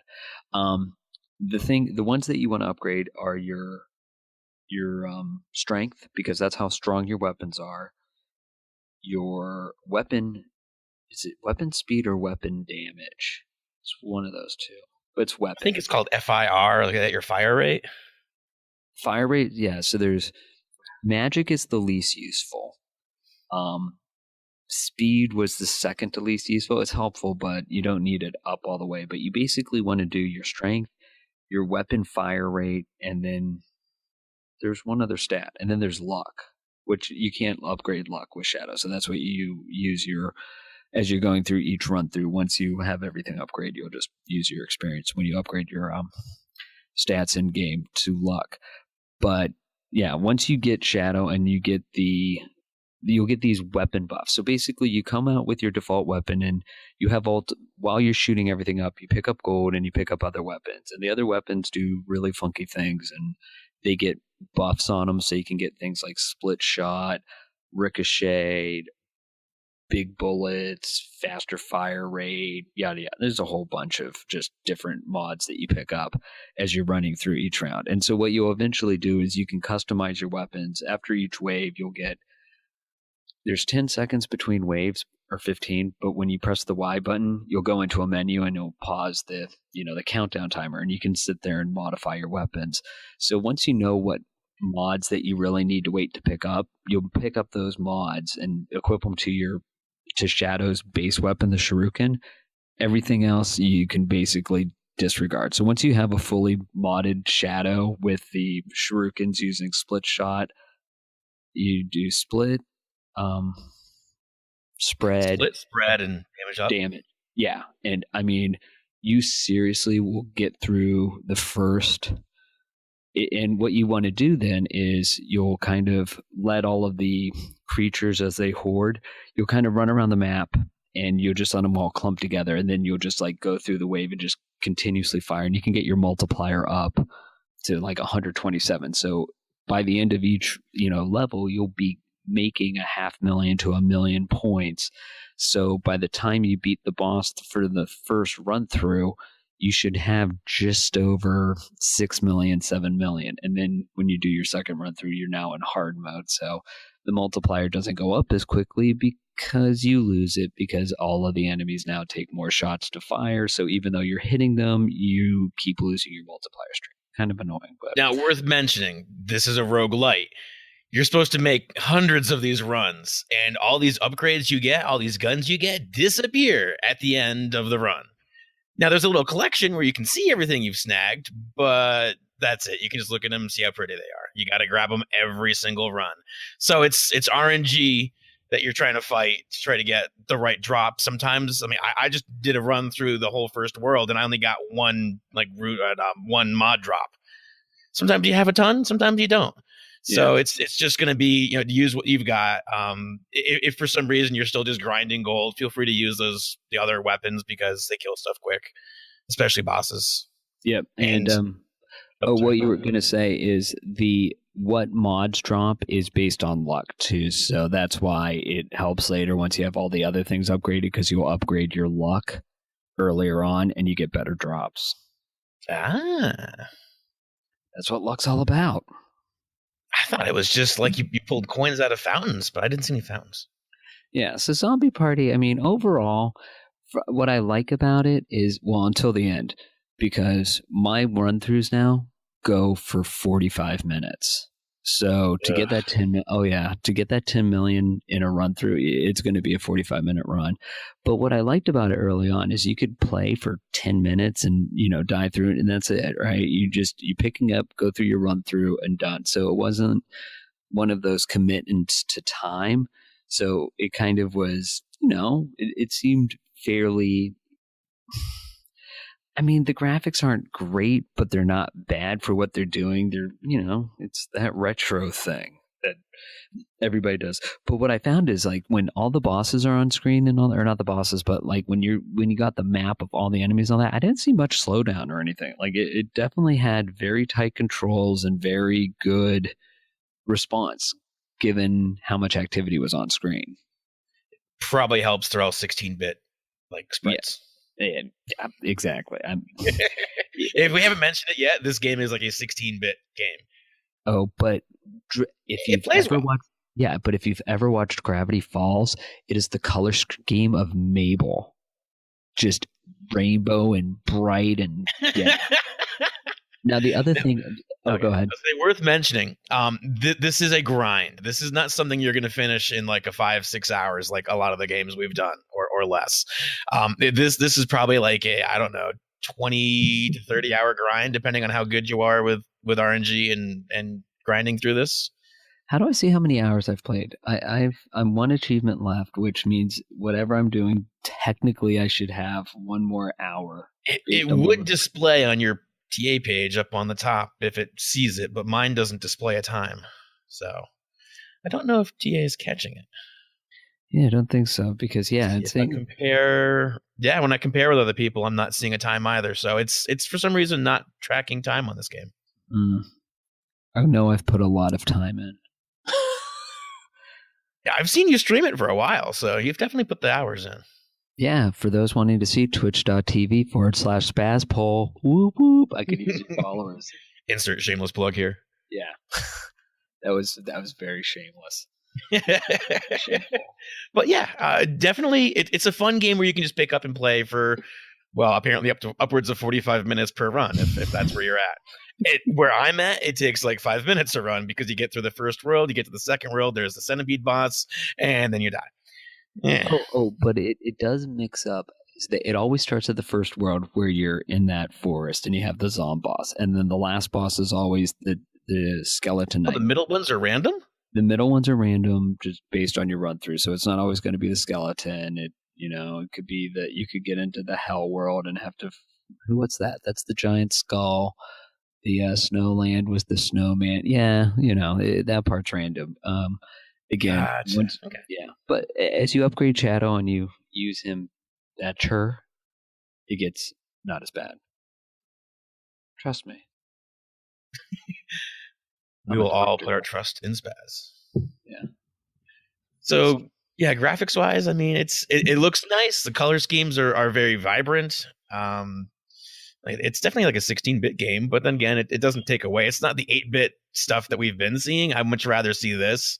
It's like there's pixelation, but it's not like you're not playing like the Donkey Kong games still. So in short, for $9.99, I've gotten the hours out of it. I think it's not a bad, for a shooter and all that. Kind of reminded me of, what was that one I played a while ago? Action News Heroes or something? Oh yeah, the leaderboard achievement. Or no, that's Action Hank. That's Action Hank. Action News Replay. It was one of the ones I did like a year or two ago for reviews of, but I think this one is a little more replay value to it. Okay, so potentially Party. Thumbs up? Oh yeah, I definitely give it a thumbs up. But even for $9.99, fun could be had, and I guess you can play it in co-op. Yes, there's always prompt for a second player to come on, so it looks like local co-op. Yeah, for those who like doing couch stuff. So what you're saying? So thumbs up from both of us? Yep, definitely thumbs up. For $10, this has got a lot of replay. It's fun, and it's something that I will actually go back to more than once. Yeah, and same here. Now, after I finished that last achievement, all bets are off, but it was worth the time. I liked it. All right. Well, for us, 2 weeks, but you might I know you're at least making a guest intro next week to give some updated info. Yeah. One way or the other, you will hear from us. We will. All right. Till then, thanks everyone for listening. Peace. All right, well, it's the end of another month. April is behind us, and now we are into May.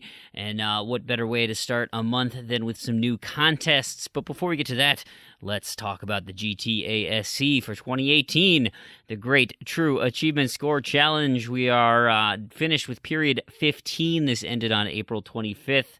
Our top Zed team, well, no surprise, it is once again Smirnoff and Redemption. They got second place overall. Eat, Sleep, Complete, Repeat. Or near miss, well, it was the Squid Kids. They were simply 4 places over elimination, only 40 TA. That's the team of Weasel Pizza and Brutal Guitar. We did lose a decent amount of teams, 3 of them to be exact. Ken the Swedish Blush, team of Mad Eye, Pad Eye, and Captain Cookie. Oz Cooper Troopers, the team of Oz Bundy Boy and R56 Cooper S11, and the team Moose and Squad, the team of Koosh Moose and CS Geek Squad. As far as the individual side goes, well, our top Zed was Smirnoff. He got 4th overall. Near miss, once again, Cherry Coke Kid 23. Although being 35 places above elimination, he was less than 200 TA. It is real tight at that bottom little deadline there, so you can't be sleeping on your laurels too much. And then, in terms of eliminations, well, we had 4. We lost Mystic Typhoon, Super Bui, Koosh Moose, and Tropan. They all go down in period 15. Well, as you know, and you listen to the What the L segment, of course, well, the first trimester of the Ren to-do list is now over, and we start brand new, fresh for May. We'll begin a brand new 4-month little series here. Nothing is changing. You know, we couldn't get anything in place before this, so we're keeping everything the same. If you want to continue the conversations about modifying this in any way, please keep chattering in the forums. It's at forum.z2z.com, and we can continue that discussion. But I didn't hear enough clamoring to make any changes, so we're not gonna. I like it as it is, so I'm super happy with it, and we'll continue on. Our community challenge for the month of April was Happy Birthday, Tom Clancy, so that is wrapping up. Make sure you post into the forums. Let us know what you accomplished in the month of April.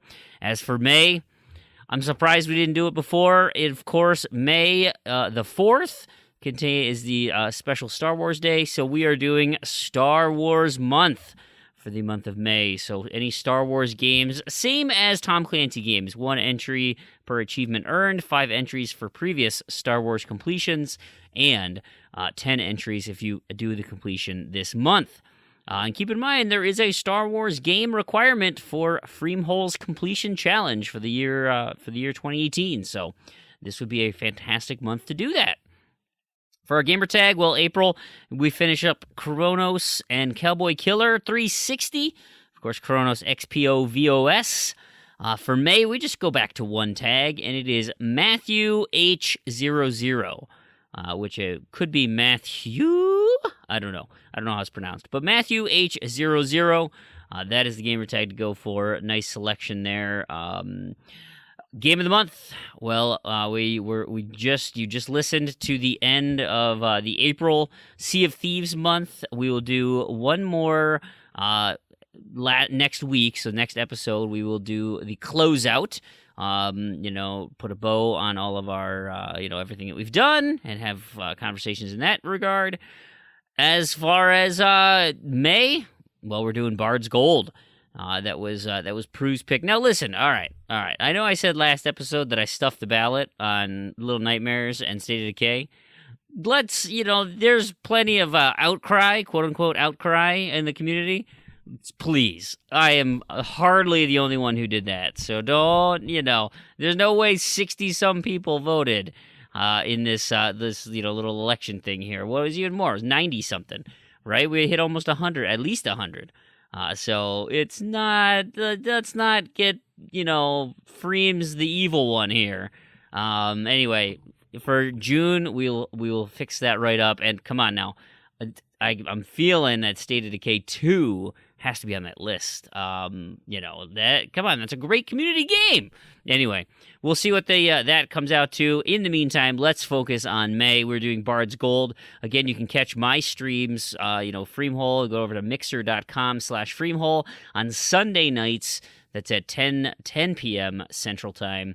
That'll be over there hanging out, and feel free to watch the stream. And if you can't catch it there, well, of course, you can head over to our YouTube channel, youtube.com/Z2Z, and watch all the Game of the Month coverage there as well. Finally, not this week, but in the near future, we'll be giving our Patreon game edition away. So we'll draw a name based on all of our amazing financial contributors to pick a game, a retail game of their choosing. So, if you are interested in supporting us financially, head over to patreon.com/Z2Z. We would greatly appreciate it. It'd be amazing. If you can't, I totally understand that as well. It is a big ask, and we expect nothing of you. It's awesome to have you in the community. Finally, if you're not on our Discord channel, man, that's the place to be. So many conversations about video games, but of course also hooking up with other gamers, like-minded gamers from the community to play various games. We have some ongoing boosting groups, such as our Plants vs. Zombies Garden Warfare session on Thursday nights. That is ending here very soon. Once I can find a stupid vampire superwave, that is over. And then it opens up for something else. Now, the prevailing wisdom I've heard is that Evolve is going to be that game. I will not be participating in that one. I have no interest in playing Evolve, but it sounds like a large contingency of Thursday nighters plan to do Evolve on Thursday night. So if that's interesting to you, head over to Discord. And if that's not interesting to you, head over to Discord and tell us something else to play, or convince me to play something with you on Thursday nights. Of course, we have an ongoing Battleborn session. We play Halo during the week. I play Diablo during the week with the community.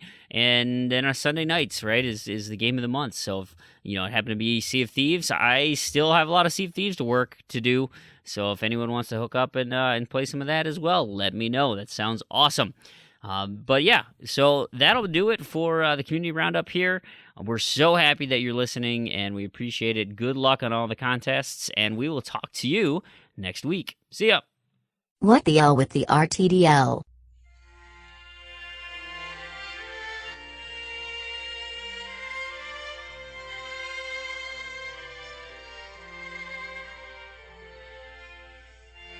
Oh man, El, I can hear that music. It must mean it must be that time of year again. Oh yeah, it's that time of year where I get to sing. No. Definitely not that. But it is clearly time for the RTDL update. End of quarter awards edition. Yep. So, thank you. Yes, it's an honor to be here. Woo! So, yeah, these awards recognize the RTDLers amongst us who performed the best over the past quarter and make the random to-do list what it is. We cannot have the random to do without the random to you. Very true. This will not work. All right. So, let's just kind of cut this. Band, quiet down over there. Get that lady shut up. Okay. Woo. So let's just go ahead and kick this off. Oh, wow. All right. Yeah. RTDL bot, what we got first? Best pool party. Oh. Our first category is for the RTDLer who is not a dirty, curating, cheating scoundrel. All right. You sound like a circus tent guy there. These individuals have served as a beacon of all that is pure in the RTDL. Maybe while all those other snakes have been a pain in the ass for L. Over the past quarter, month in and month out, they have shown up with the most exciting and largest pools. These individuals have huge mounds of chivos. Oh, yes. They have huge tracts of land to cover. Oh, yeah.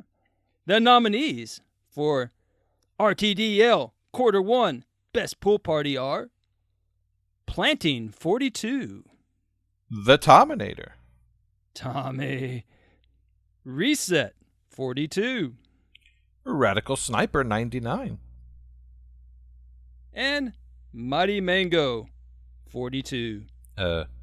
Elroy, are you just adding 42 to every nominee? Yeah, maybe, yeah. And the winner of RTDL Quarter 1 Best Pool Party is... Drum roll. Mighty Mango! With an average of 48,000. Woo! 38.25 achievements each month, just slightly above the 1,000, minimum. Mango popped just 7 over the quarter. If he continues this pace, know that each achievement on his list has an approximate 0.014% chance of being popped. With numbers like this, he is the worthy winner of the Best Pool Party of RTDL Quarter 1. Best low-hanging fruit gatherer. This category is sponsored by some underachiever from Down Under who the movie Tommy Boy is based on. Tommy? No, a different one. Oh. Well, these individuals put together the bare minimum each month, topping out with just one Chivo per month. They managed to float along in the sea of mediocrity, not ever getting interested enough to actually, add anything meaningful, any kind of meaningful participation to what we are trying to do. But not disinterested to the degree that they didn't want to add anything, however so slight. So what you were saying is they are to the RTDL what Proulx is to being a host? Hey-o! 4 months. 4 months, 4 Chivos. 1 per month. Terrible ratios. Terrible ratios. Your nominees are RJBANKSWA. Space Daegu, 42. Again, dude. Doughboy? Yar, it be pirate spirit it is. And Chuggy Bags. Interesting. And the winner of RTDL, Quarter 1, Best Low-Hanging Fruit Gatherer, is Chuggy Bags! Yay, Chuggy. Chuggy Bags exemplified everything that was abysmal this quarter, with his impressive 4 pops spread out evenly with 1 pop per month. His grand total for the quarter is a lackluster 559 points, or an average of 1.39 for each pop. Party all night. Well, that is a possibility. I mean, he certainly wasn't RTDLing all night. No, actually, he got the Party All Night achievement from Boogie Bunnies. It only took him all of March to get it done. Oh, yes. One gets that ever-elusive Boogie Bunnies Party All Night achievement for getting 4 dance parties in a single level. Much like one gets the RTDL Quarter 1 Best Low-Hanging Fruit Gatherer Award for getting 4 terrible ratio achievements in a single quarter. Congrats, Chuggy McBugface. Chuggy. Master of the Master Chivo.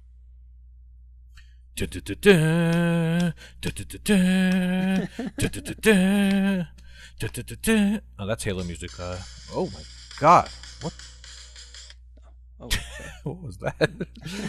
This category is for the individual that even if they haven't mastered anything else, they have mastered the art of getting the Halo Master Chief Collection on their lists.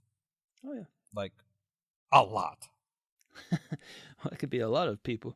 Your nominees are Call Sign Iceman. Thanks, man. Big Kahuna Burger 28. And Nigga Gamer 77. Toad Style Venom, aka Stan. Nifkin 1990, aka the Nifty One. Philip Wendell, aka Philip Wendell. Spanky and Spronkle, a.k.a. Spronkle and Spanky. ZZ Urban Spaceman. Thanks, bro. Bro.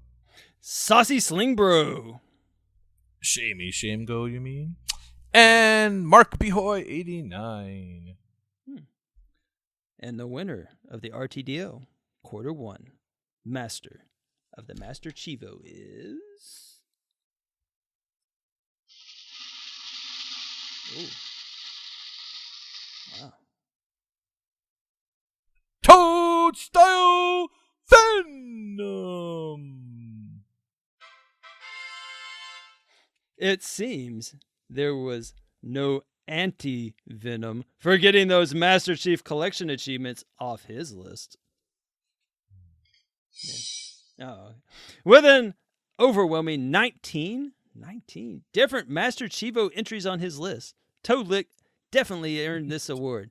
Further, in the short attention span world we live in, this is even more impressive given that he had zero of these achievements on his list in January, and that the 19 came from just 3 months. Oh, what are we talking about?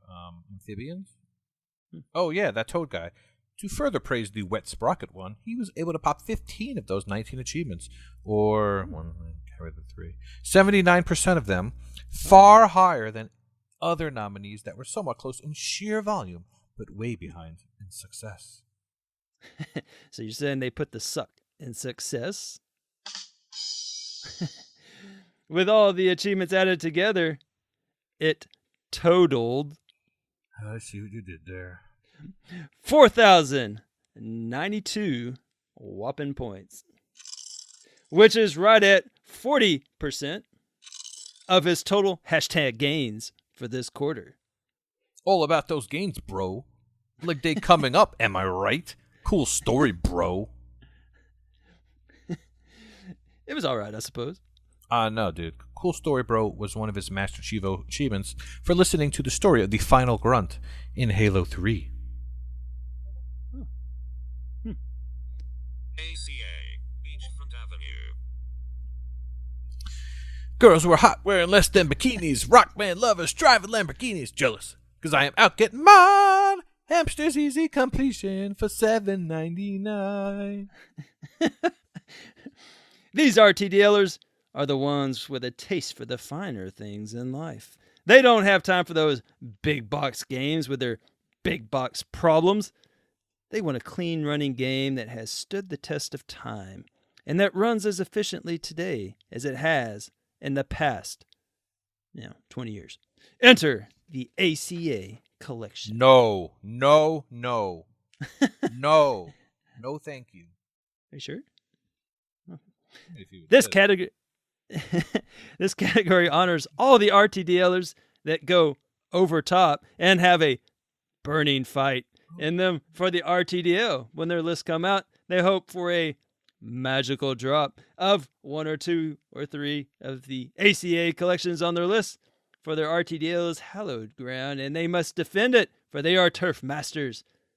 But not at all costs, for there are rules. This isn't NAM 1975. In the end, hopefully, they can emerge as king of the fighters. 94. 95. 96. 97. 98. 99. The nominees for RTDL Quarter 1 ACA Beachfront Avenue are Elroy. Oh, dude, I love that guy. And Fream Hole. There are no other nominees? No, actually there isn't. Full disclosure, I wrote all that previous stuff before I noticed that Freem and I were the only ones that had any ACA on our list. Ideally there'd been more, but yeah, I didn't realize there wasn't a plethora of awesome people in this community. I would have thought like Tommy would have had some, given how awesome he is, but nope, just you and me, Freem. Birds of a feather. Bros and carrots. And the winner of the RTDL Quarter 1 ACA Beachfront Avenue is Hamster Corporation. Yeah, guys, you guys got hosed. What? Yeah. Yeah. That makes no sense. Oh, it makes complete sense. So hear me out. Hamster wins for taking the two of you collective. He took $31.96 plus tax. Oh wow! Congrats to the Hamster Corporation. Keep trucking along, milking Chivo hunters $8 at a time, you mother truckers. Ooh. RTDL Noob of the Quarter. Now, we've been doing this segment for a long time now. Mm-hmm. Heck, I mean, we're already at like 20 minutes, but we've been doing this segment for half a year, even. Mm-hmm. Heck, we're even in the show notes now. Yes, I believe this is episode Kiefer. Oh, yeah. Well, that being said, we have seen a lot of names come and go. We've said a lot of names over the air here. Mm-hmm. But, some people, they rise mediocrity. It's English. And, Meteorically. Yeah. Yeah. Oh, that one, yeah. I helped you and out. Then they pull, appreciate you understanding me there. And then they pull a rocker dead, and then they disappear off the face of the earth. Like a meteor. Yeah. Others do more of a slow burn, where they are good for about 5 to 10 Chivos every month, ad nauseum, just rinse and repeat. The Professor Pluto's among us, if you will. They show up, play a little Minecraft, little Shadow of Mordor in January. Then, February rolls around. They play some Don't Knock Twice. And then, March and, pretty much. Stop. Oh, what? What's up? Like, why are we talking about Professor Pluto? He's like, I don't know, not even a planet anymore. Like, Pluto's not a planet, and Professor Pluto's not much of an RTDLer either. Whoa. Well, if I know anything, about Professor Pluto, it's that Professor Pluto listens to the segment. Oh, he does. Sorry, dude. You're awesome. And that Professor Pluto was due a shout out, and by due I mean Professor Pluto asked for one. So he did. He did pop the first Chivo of May. For real? I don't know. It's Australia. It was probably like May 32nd there by now. He's a fanboy anyway. Where were we again? RTDL noob of the quarter. Oh, the noob. Yeah. Like, oh yes, like noob sci bot. All right, never mind. Yeah. So this award, it recognizes the individual that came out of nowhere this quarter and got multiple mentions over the past 15 or so episodes of What the Hell after being seemingly non-existent in the previous one. Seemingly. The nominees are Toadinator, Toady. Not Professor Pluto, but Waka Key and Peele.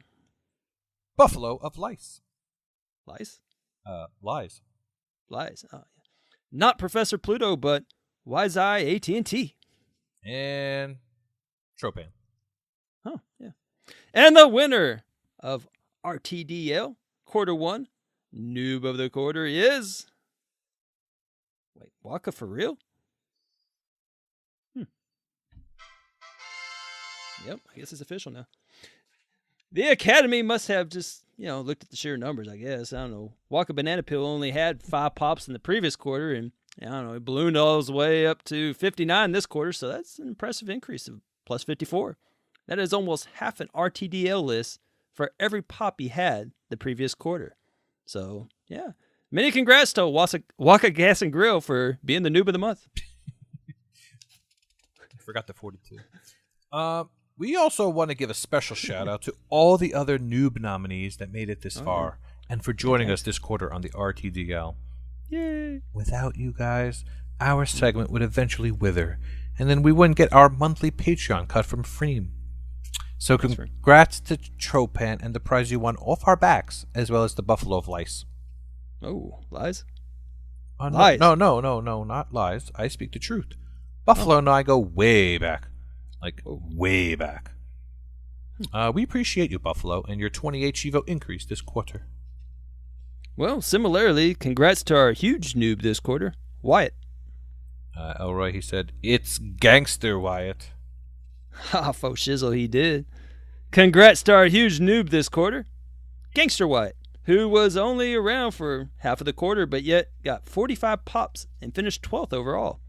For the record, he had 0 last quarter, so he had 45. That's plus 45. Mm-hmm, so impressive. He will no doubt irp people this quarter with his success. With his success as he hands many who try to surpass him their tombstone. That was a really musty reference. Hey, don't get Kurt Russell with me. What about the last nominee? Oh yeah, we almost totally forgot. But dumb Tish. Congrats to Toad Style Venom. Do you go way back with him too, like you did with Buffalo? Well, of course I go way back with him. We are sworn Venemies. There it is. Whoa. Oh, wow. But congrats to him anyway for going from 5 pops to 53 pops this quarter, even if 15 of those were from the same game collection. Yeah, Master Chief, yeah. So, congrats, Waka King of the Hill, and our noob of the quarter. Playing the ratio card. This category is dedicated to those who like big pops and they cannot lie. You other RTDLers can't deny when Achievement walks in with an itty-bitty waist and a round ratio in your face, you get sprung. So these are the folks that played the ratio card the most. They should have the highest average ratio per pop with some undisclosed minimum number of pops to be eligible. Mysterious. Yeah, no. The nominees for RTDL Quarter 1 playing the ratio card are... Elroy. Wait, what? Just kidding, dude. You. Oh, I get it. I see what you did there. No. I said Elroy. Oh, man, I kill me. Oh, man, Elroy. Yeah. High ratios. That's my thing. Yeah. You got it. Yeah. All right, go ahead. Cowboy Killer 360. Dibs 9342. Mike. Wanda's husband? Big Kahuna Burger. Disgusting lice-infested buffalo. And GTAS Partner of the Year nominee, Fufu Cully made my team go poof. And the RTDL Quarter 1 playing the ratio card. Winner is Cowboy Killer 360. Ooh. You just keep playing that ratio card, good buddy. Cowboy ratios matter. I think we all agree here. The killer of Cowboys killed the other RTDLers with his 2.83 average ratio, well above the other nominees. Buffalo 2.4, Dibs 2.41, Big Kahuna Burger and Mr. Wanda 2.53, and I pity the Fufu with his 2.56 ratio. So congrats to that circular Western sociopath. However, be careful out there. Now that everyone knows about it, be on the lookout for ratio profile. Nice. Best RTDLer. What? What'd you say? That was a little muffled, wasn't it? Speak up. Best RTDLer. Oh. Best RTDLer.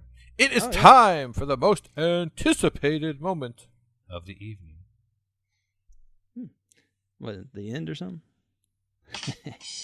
Yeah. No, Elroy. It is time for the RTDLer who shined the brightest this quarter and who is the biggest winner, chicken dinner. Well, there are several worthy RTDLers for that prestigious honor. I cannot wait to see who the Academy chose. Well, since we are closing in on 30 minutes, let's just jump right on in. The nominees for RTDL Quarter 1 Best RTDLer are...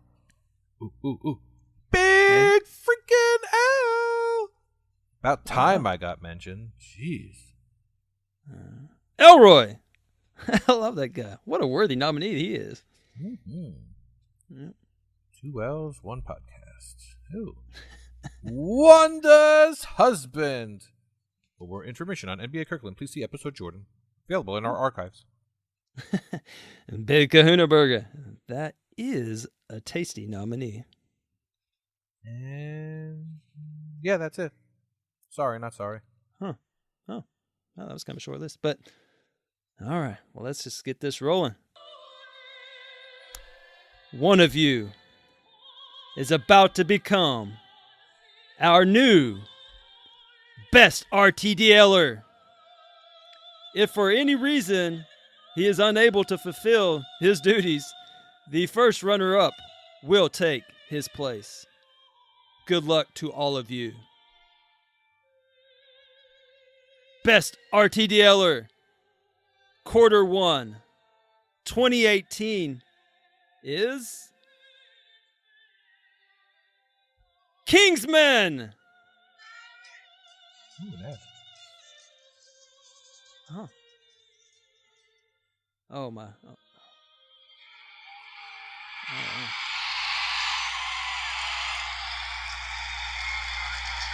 Can't believe Kingsman did it. He did it. He did it. Okay, folks.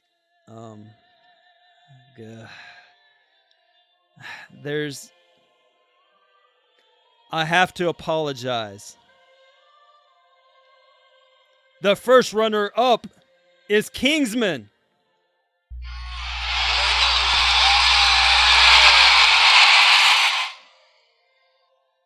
Best RTDLer, Quarter 1, 2018 is NBA Kirkland.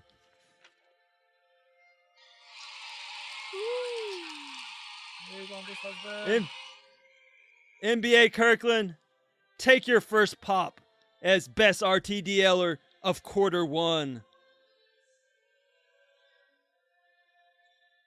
Now, listen, folks, let me just take control of this. This is exactly what's on the script. I will take responsibility for this. It was my mistake. It was on the script. Horrible mistake, but the right thing. I can show it to you right here. The first runner-up is Kingsman. It is my mistake. Still a great segment. Please don't hold it against the RTDLers. Please don't. We feel so badly, but it was still a great segment. Thank you all. All our winners. Don't forget to thanks man the Academy.